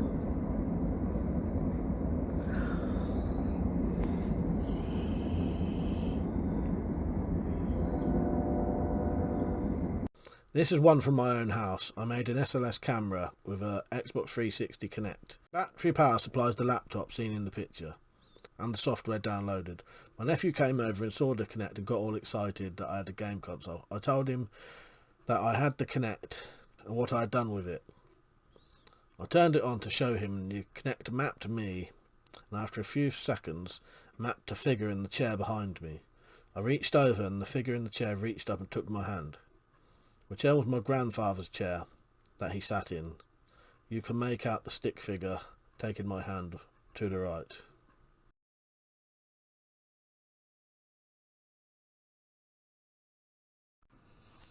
Cheers for that, Steve. Yeah, fascinating stuff. Now, if there was ever going to be some kind of haunted area, that would be it. Similar to sort of UK battlefields and sort of castles and that, where you know quite a few people would have died. Yeah, you're talking about it there. Yeah, fascinating really. That voice, you can plainly hear that. That is creepy as fuck, really. Yeah, I must admit, you've found some very interesting things down, like very horrible, sort of creepy things. But, yeah. Certainly interesting, certainly, yeah, well suited for the Halloween video. But, yeah. Thank you for that, Matt. I appreciate that. So I think what we'll do now is I am going to put one more ad on, and then I'll come back and then we'll whack another video on. Good day mate, get yourself a Weapon Collector pint glass today, only £11 and 16 pence, you'd be a fool not to. Only the highest quality sand goes into making these glasses. Are you right-handed, or left-handed? Maybe you only have feet? You can hold this glass any way you like, hold it with your cock, if you're that way inclined. Get in quickly, this pint glass has already sold 10,000 units in Australia alone.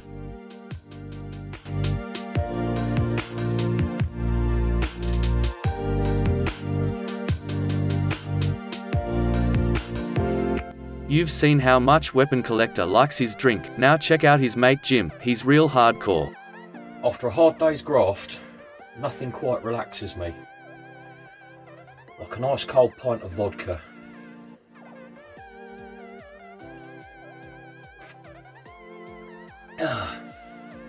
God dear. So don't be an arse. Get a Weapon Collector glass. Get your pint glasses in. He was all cleaning it for the video. I'm a disgrace, aren't I? What do you think of my ads? I quite like them. Adds a bit of comedy to the proceedings. But yes, get your bloody merchandise in. Link is in the description. So we're going to go over to Z Not Z's in a minute, and I'll say both of me and Zed have put a lot of work into this. I certainly reckon Zed did, because this is actually a horror story written by Zed. He wrote it himself. Yeah, really good story, and I've put a lot of effort into doing it justice for a video, because obviously I had to read it out, and I wouldn't say I'm the best at reading things out, but I've tried to do my best for the video, and I've tried to do a video that gives you a little visuals of what's going on, but that's it. You can still use your imagination. So it's not a video as in a video, but when it's describing something, I may show some pictures of that just to do a bit of, you know, atmosphere for you. So I hope you enjoy it, because I'm pretty sure that took me about 6 hours to edit and create the video, and I bet it took Zed longer than that to write it, I'd assume. I don't know, but I think you will enjoy this, because I genuinely thought it was excellent. So here is Zed Not Z's story.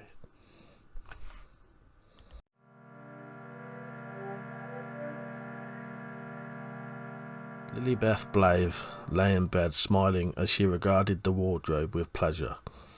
It was a large oak wardrobe with an abundance of strange-looking designs carved on its front, one piece of which was a grotesque face which somewhat resembled a more sardonic, wicked-looking Mr. Punch, which was probably why no one had bid on it, and she'd got it so cheaply. The auction catalogue had stated it was from the early 18th century. It certainly looked that old, with its wood darkened by time almost to black, and it was sturdily built as well, and very heavy. It had taken 4 men from the auction house to get it up the stairs to her bedroom. One of them made the old joke, and not at all funny in Lilybeth's opinion. "Have you got a body hidden in this or something?" Lilybeth had smiled politely and replied, "2 actually," to which the men laughed heartily. Lilybeth wondered if they'd laughed quite so much if the doors had swung open and 2 bodies had fallen out. She doubted it. As she looked at it, though, she had to admit that if you were of a more nervous temperament than she was, the face might look sort of creepy, almost demonic in fact. However, Lilybeth was not of a nervous temperament, and as far as she was concerned, the face just added character to the thing. Still smiling, Lilybeth glanced at her alarm clock. It was very nearly midnight. Time to get some sleep before going to work tomorrow. Not that she needed the money, of course, being what the newspapers would call independently wealthy. Her family's fortune had certainly increased over the years, she had to admit. But working in the small shop that sold pewter gopher metal jewellery that she co-owned with her friend Mary Stoker gave her something to do in the days. Which was not her friend's real name, of course. That was Brenda Smith, but Mary Stoker went down better in the goth crowd, and Brenda Smith was hardly rock and roll. As she leaned over to turn off her bedside lamp, she noticed that she could faintly see her breath in the light. "That sodding thermostat switched itself off again," she muttered to herself.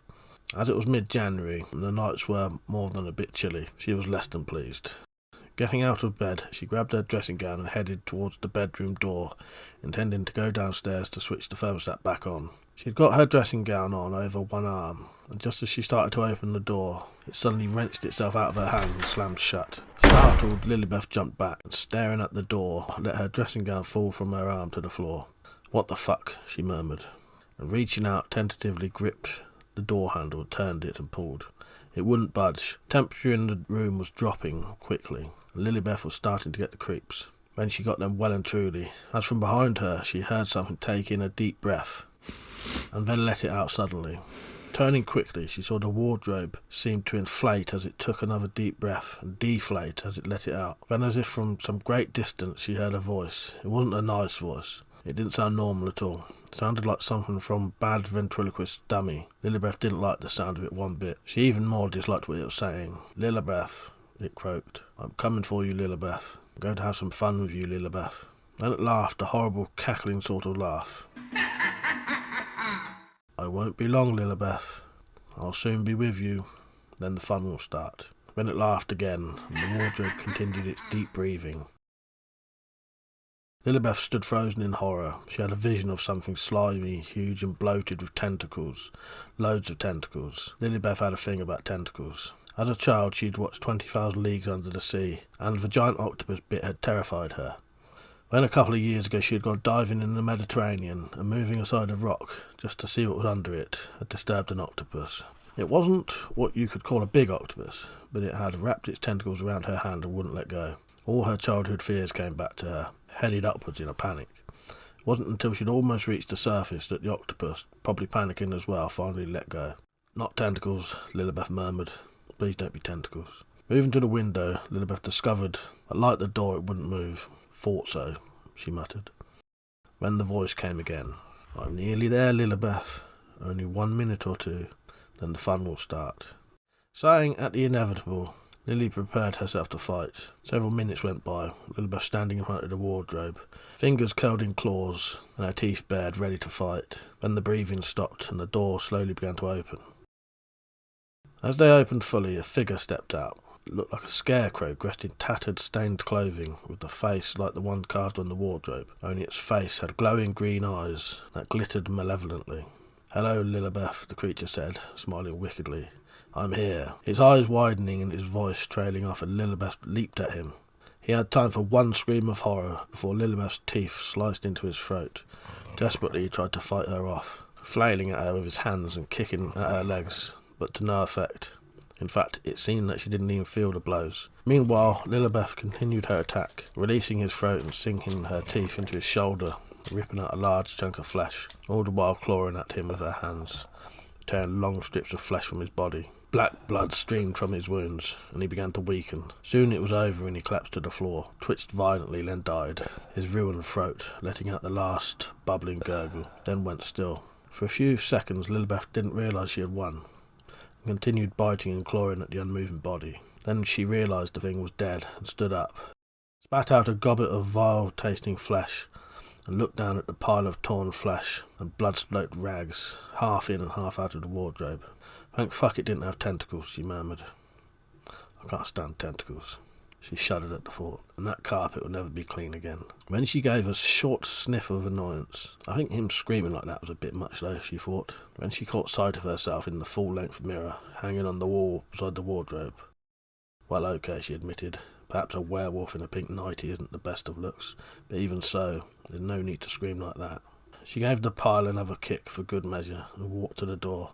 This time it opened easily, and she noticed that the house was beginning to warm up again. As she changed back into human form, she took off her now rather messy nightie and walked to the bathroom. "I'll clear it up tomorrow," she muttered, "and order a new carpet." As she stepped into the shower and turned it on, a thought occurred to her. Maybe a black one this time.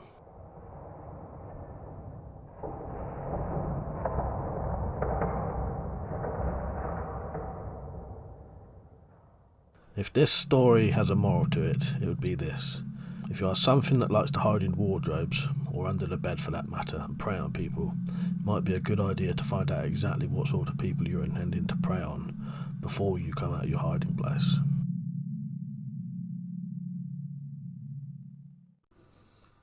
What did you think of that then? I'll tell you what, I genuinely thought that was excellent.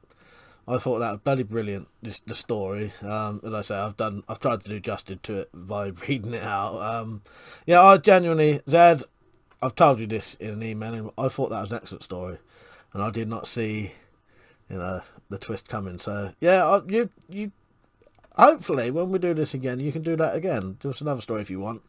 But yeah, I really enjoyed that. Thank you, mate. Really, really liked that. It was excellent. Yeah.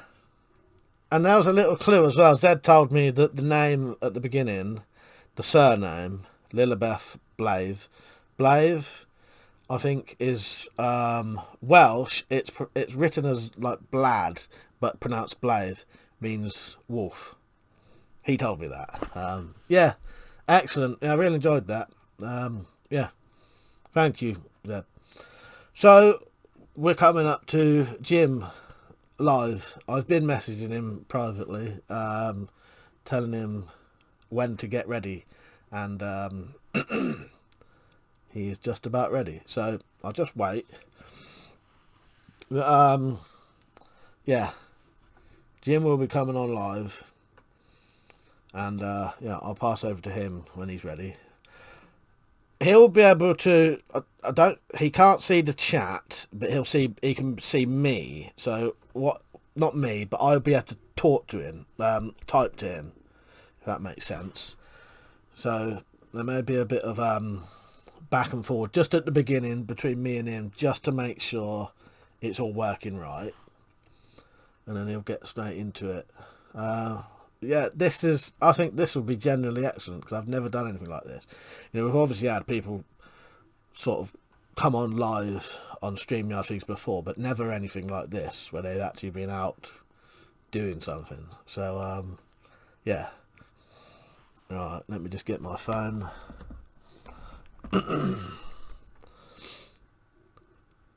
Right, that looks like he's ready. So here is Jim M.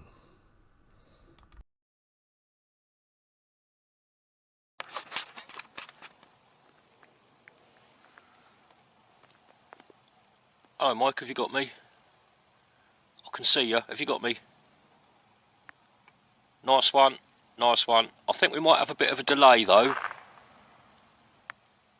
Yeah, there's definitely a delay. I've never done this before. We'll just see how it goes, eh? We'll just do our best. It'll be something a bit different, won't it? Yeah, I've come to Clop Hill Church, St Mary's, in Bedfordshire. I did a video here once before. Do you remember? Yeah, that's the one. Yeah, the Satanic Church. The Satanic Church. I even myself in that video sort of ended up saying that you know, it all seems to have been silly people messing about decades ago, but apparently it's still going on. They've just moved down the hill a bit. Yeah, it was in the local papers just recently. Well, yeah. I've just come to have a look. I don't know if it's true or not. It might just be more in the way of rumours, like it was decades ago. But apparently these Satanists have moved into the woods here. I'm a bit nervous, to be honest. I am pretty nervous, but I'm gonna lay low. I'm gonna keep it quiet, and we'll just advance across the hill and see if I find anything. You know, any evidence, anything left laying around. Yeah, I'll be well careful, mate. I've got my stick with me. Yep. Okay.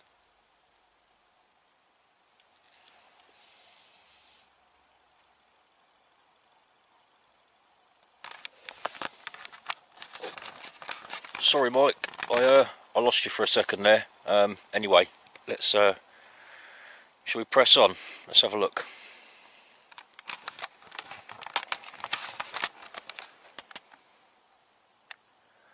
I think as I proceed, I probably should be keeping it down a little bit. I'm not expecting to see any people, do you know what I mean? I'm just looking for a bit of evidence of what might have been going on.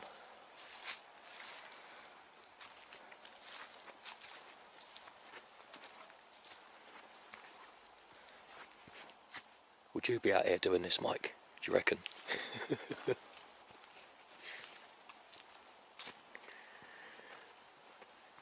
Would you be bold enough?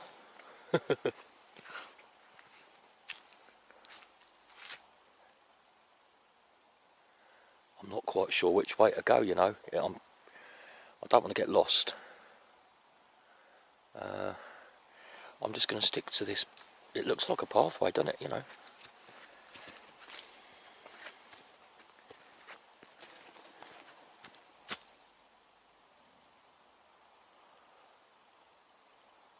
I think I've been scaring the birds out of the trees.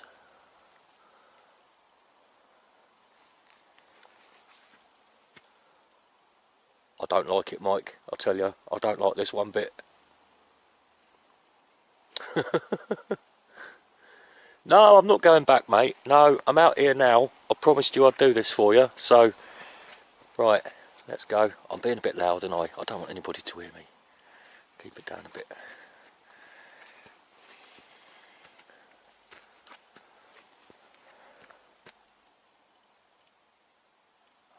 Fucking hell, I tell you what. Fucking leaves don't half sound like voices sometimes.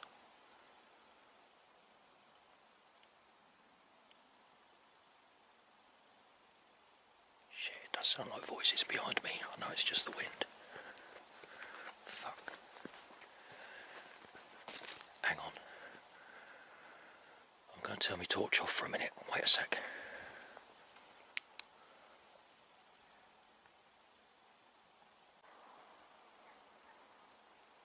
That's better.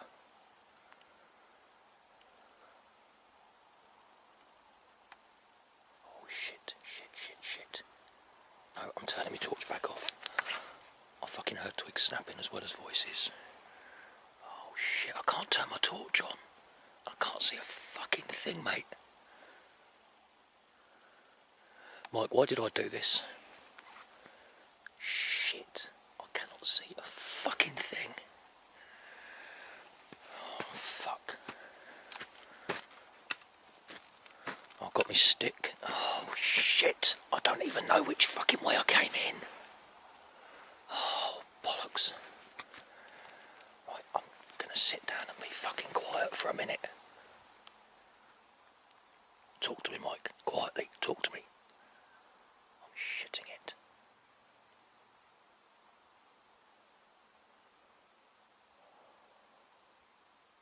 Oh, fuck.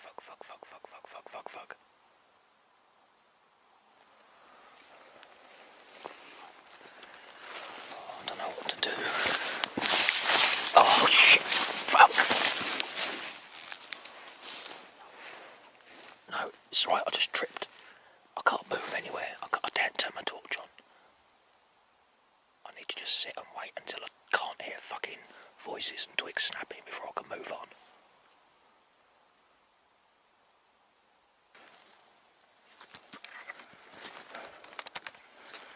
I've got to start walking. I daren't turn my torch on. I just need to feel my way through. I'm bottling out, Mike. I'm bottling out. I've changed my mind. Sorry, mate. I've got to go. I can't do it. It's... No. Fuck. Oh, shit. What the fuck is that?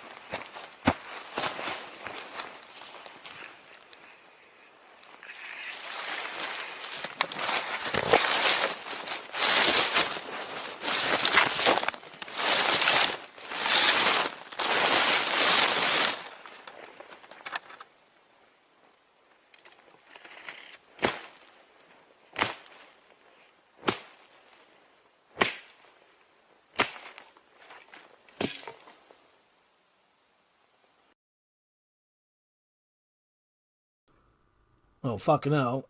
I hope Jim's alright. Because that was not planned, by the way. I don't... You know what I mean? But I know that could have been fake, but that sort of looked real to me. It seemed real. So, yeah. Fucking hell. I may have to ring him up in a second, just to see. Because, yeah, I don't want anyone getting hurt for my Halloween live stream, you know what I mean? So, I'll tell you what I'm going to do. I'm going to play the next video, and while that's playing, I'm going to ring Jim up, just to make sure he's alright. So, here's the next video. Sorry if I haven't spoke about his, and, you know, depending on what happens now, if I speak about the next ones. Alright? I'll see you in a bit. I'm going to ring him up, see what's happened. Hi everybody, it's Tactical Pirate here, doing a quick video for my Weapon Collector's Halloween special. So, as you saw in the last one, I've had a few weird things happen in this house over the years, but here's a couple you haven't heard before. So, I was sitting on my PC one night, just messing around, you know, watching YouTube and stuff, and it was near the cupboard next to the stairs, and all of a sudden I just heard this really loud animal growl. I mean, seriously, it was just, what the hell? And my head just turned very slowly to the left, looked at the cupboard door, nothing moved, nothing. And I just looked up in there, I thought, did I hear what I just hear? And I thought, nah, I couldn't have. So I just carried on what I was doing. Never heard anything again that night, but never forgot that. Don't know how to describe it, it was weird. Another one, not in the house, but me and my two cousins were having a walk in this local cemetery one night, and all of a sudden we spotted this red light in the distance, and it was weird. It was like a glowing ball, like ball of lightning or something, you know, and it slowly started coming towards us, but it was in like a swinging motion, you know, like as if somebody was carrying an old-fashioned lamp, you know. It just kept going up like a wave, down, kept coming towards me, and it sort of like had a trail off it, a bit like a comet type of thing. Well, I just looked at me two cousins and I went, fuck that, and I legged it. I mean, I really legged it. Got to the gate and found the gate was padlocked shut, and we'd only been in about 2 minutes and hadn't, you know. So I went back to them, and the light was still in the distance, you know, but it had stopped. And when we went out, I just looked at them, I said, did we see what we saw? And they both went, yeah, we all saw that. So to this day I still don't know what that is, you know, it's completely weird. So anyway, I just thought I'd do this short piece to a quick video I had a walk with. So happy Halloween everybody, and all the best. Right, so I've been ringing him up and I can't get through to him. But while I was ringing him up, I got a weird phone call. Couldn't really tell what was going on. So and someone who's got his phone, you know what I mean? Because that's, you know, I hope they can't track me or anything. Fucking hell. Yeah, very, very strange. I'm getting phone calls now, and Jim's not answering, and it's not his number ringing, but I've been ringing his phone. So yeah, fuck knows. I hope he's alright. I'm going to keep trying. I'll keep trying, see what happens. Yeah, he should be alright. Well, I don't know, I say that, I don't fucking know. But, yes, I'll get hold of you in the chat. I'll play another video.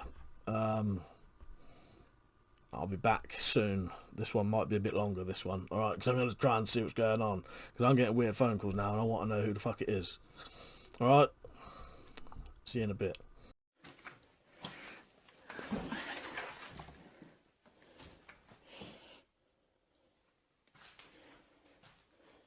Hello?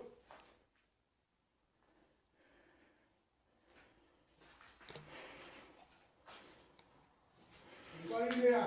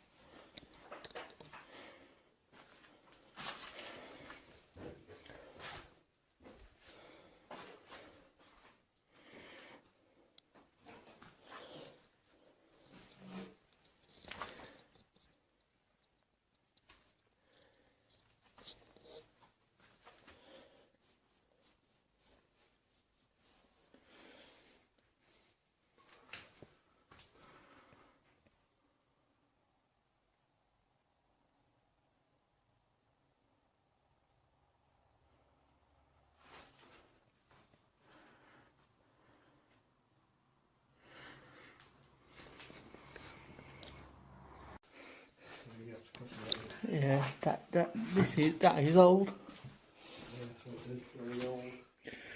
Don't know what year it is though.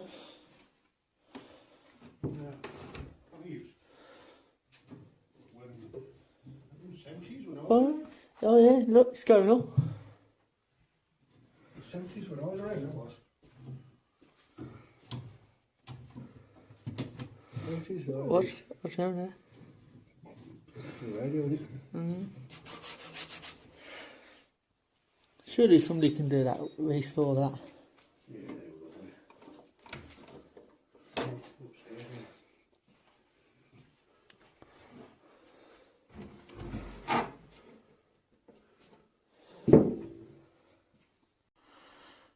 This is one old building. Yeah, even got the sink falling through.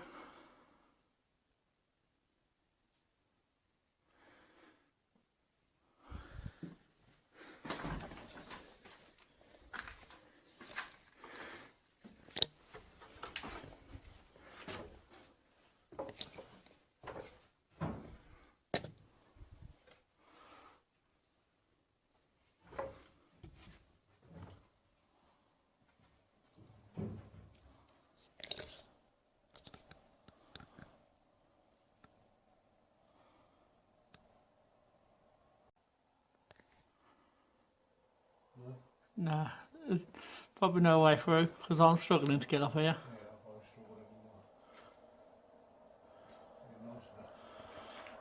Yeah, because there's an old table there.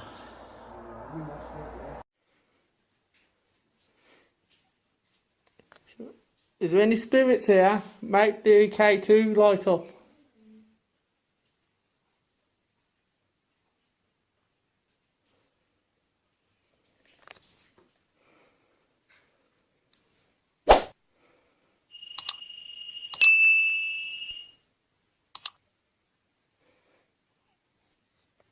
If that is a spirit, make it do it again. My K2 just went off and my light's flashing. Look, my light's flashing.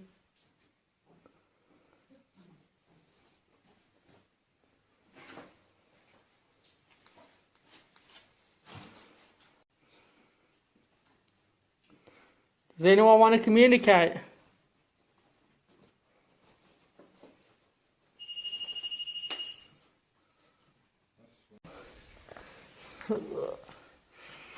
Make the REM pod go off.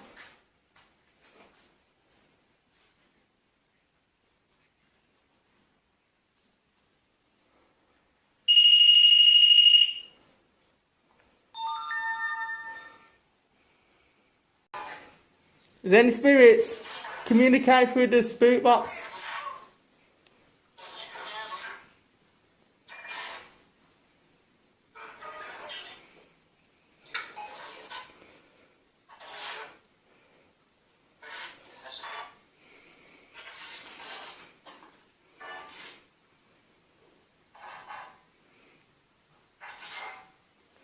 Do something.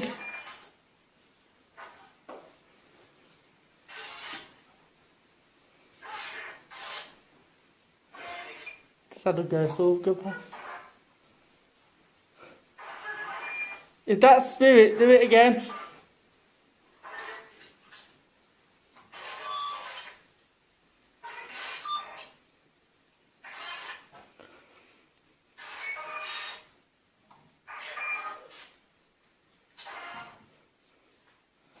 Come on, come forward and speak.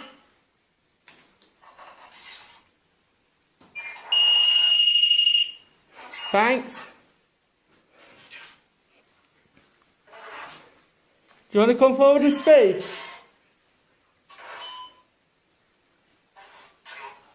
Hello to you. What's your name? Repeat that again.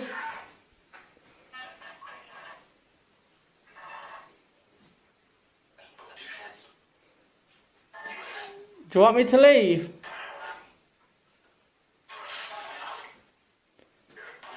Yeah.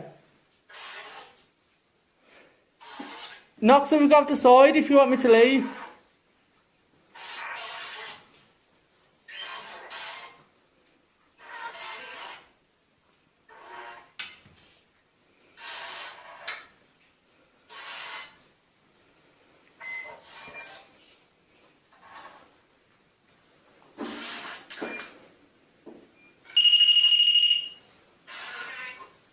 If that was you, do it again.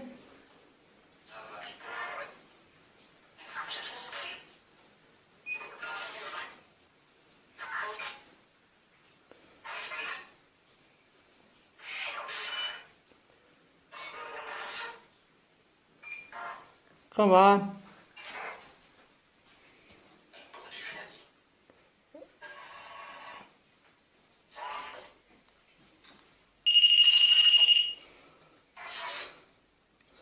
Come forward and speak.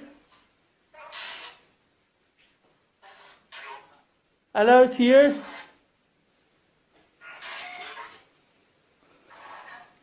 Instead of saying hello, come and talk. Do you used to own this house?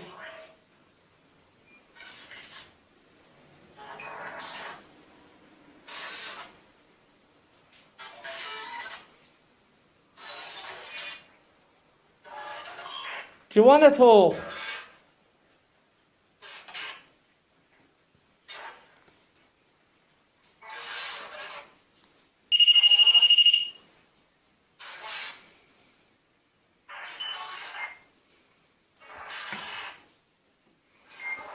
Is it you making the REM pod go off?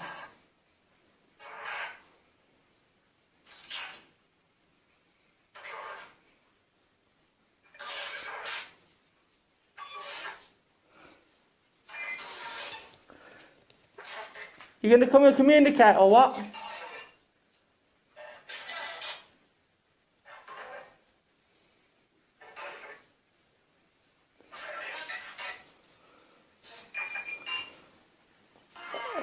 Right, I'm going to go into the next room and try there. Does anyone in this room want to communicate? Make yourself known.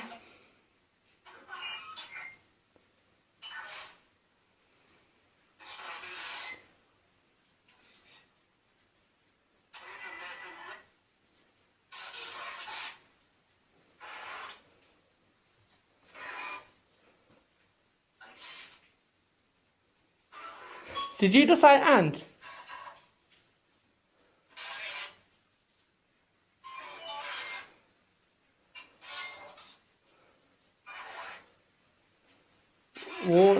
Så därför säger warning.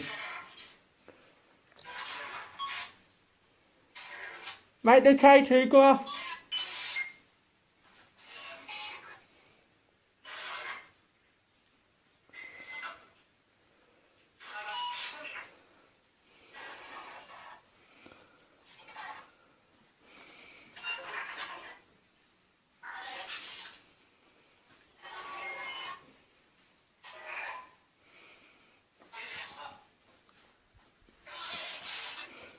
Say again.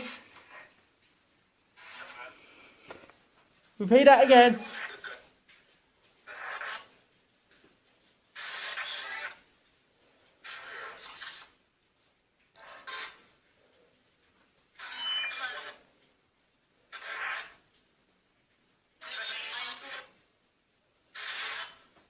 Is this house haunted?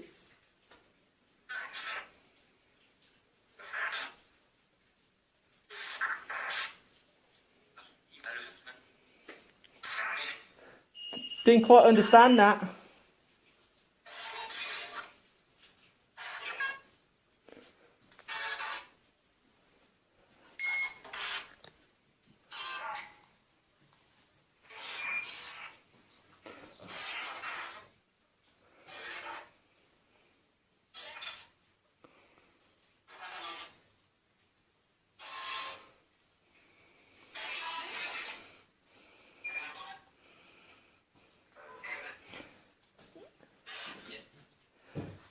Yeah, yes to what?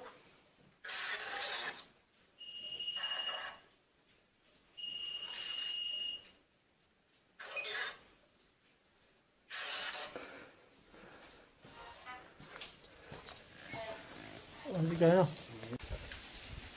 Make the REM pod go off again.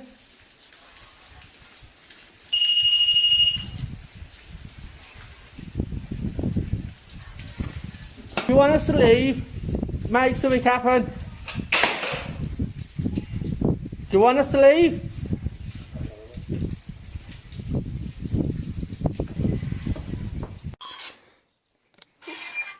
Was that the spirit who just threw the vase thing off the side?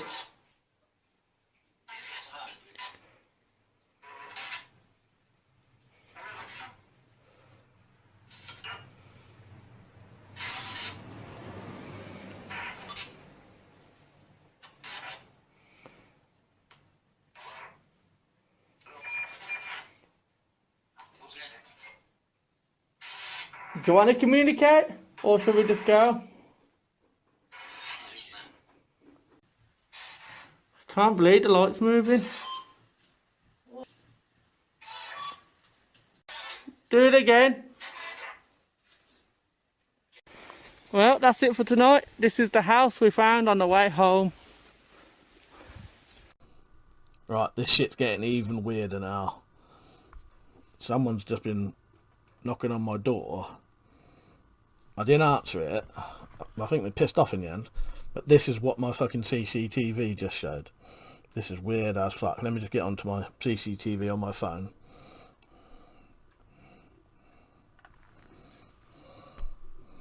Don't know how well you're going to see that. But that is some weird fucker stood outside my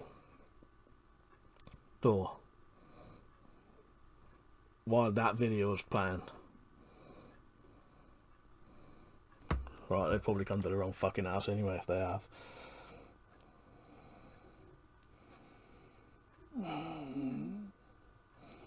So yeah, I don't know if they're still there. Right, someone's banging on the fucking door now. Right, hang on a minute.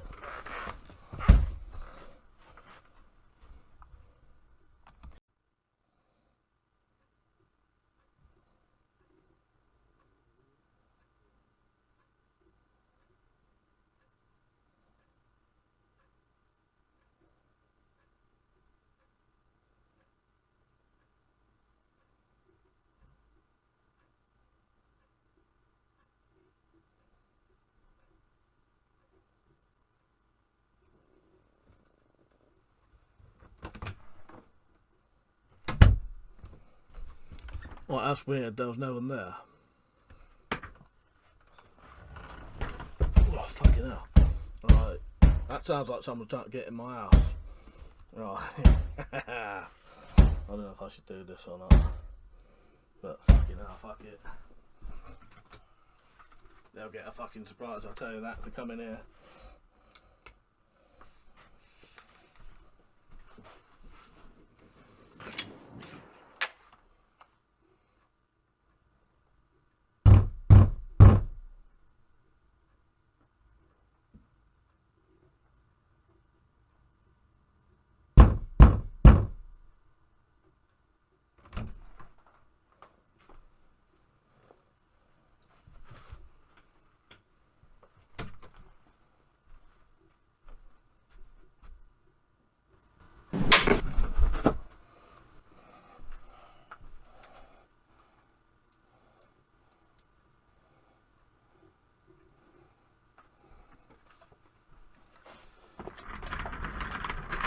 Got the bastard.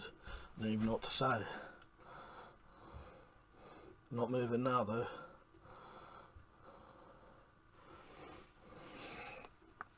I better end that there, I think. I don't know what to say. Hopefully there ain't more of them. I've still got 4 shots in my magazine if I need. Alright, I better stop there because I don't know what's going on now. I don't know if I'm going to have to call the police. You know, they're probably looking for Jim as well anyway. See you later.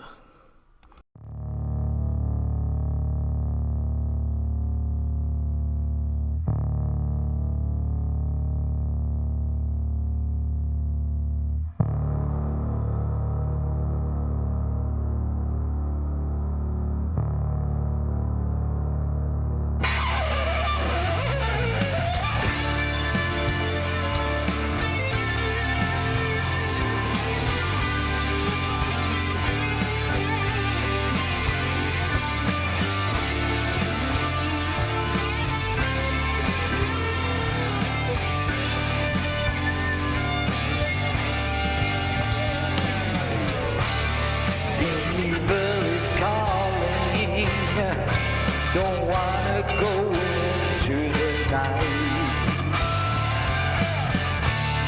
The temperature's falling, freezing our senses with fright. The creatures are crawling into our minds, there's no light. Everybody is stalling, nobody wants to be stories bite.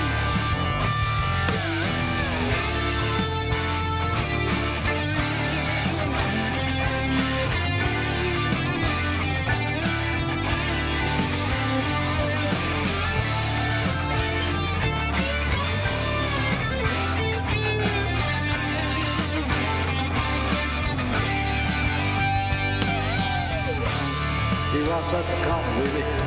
It don't look right to me. Better get out of here pretty quick if you like. Hey, don't expect me to hang around. I'm no hero. But you can stay if you like. You love the fight.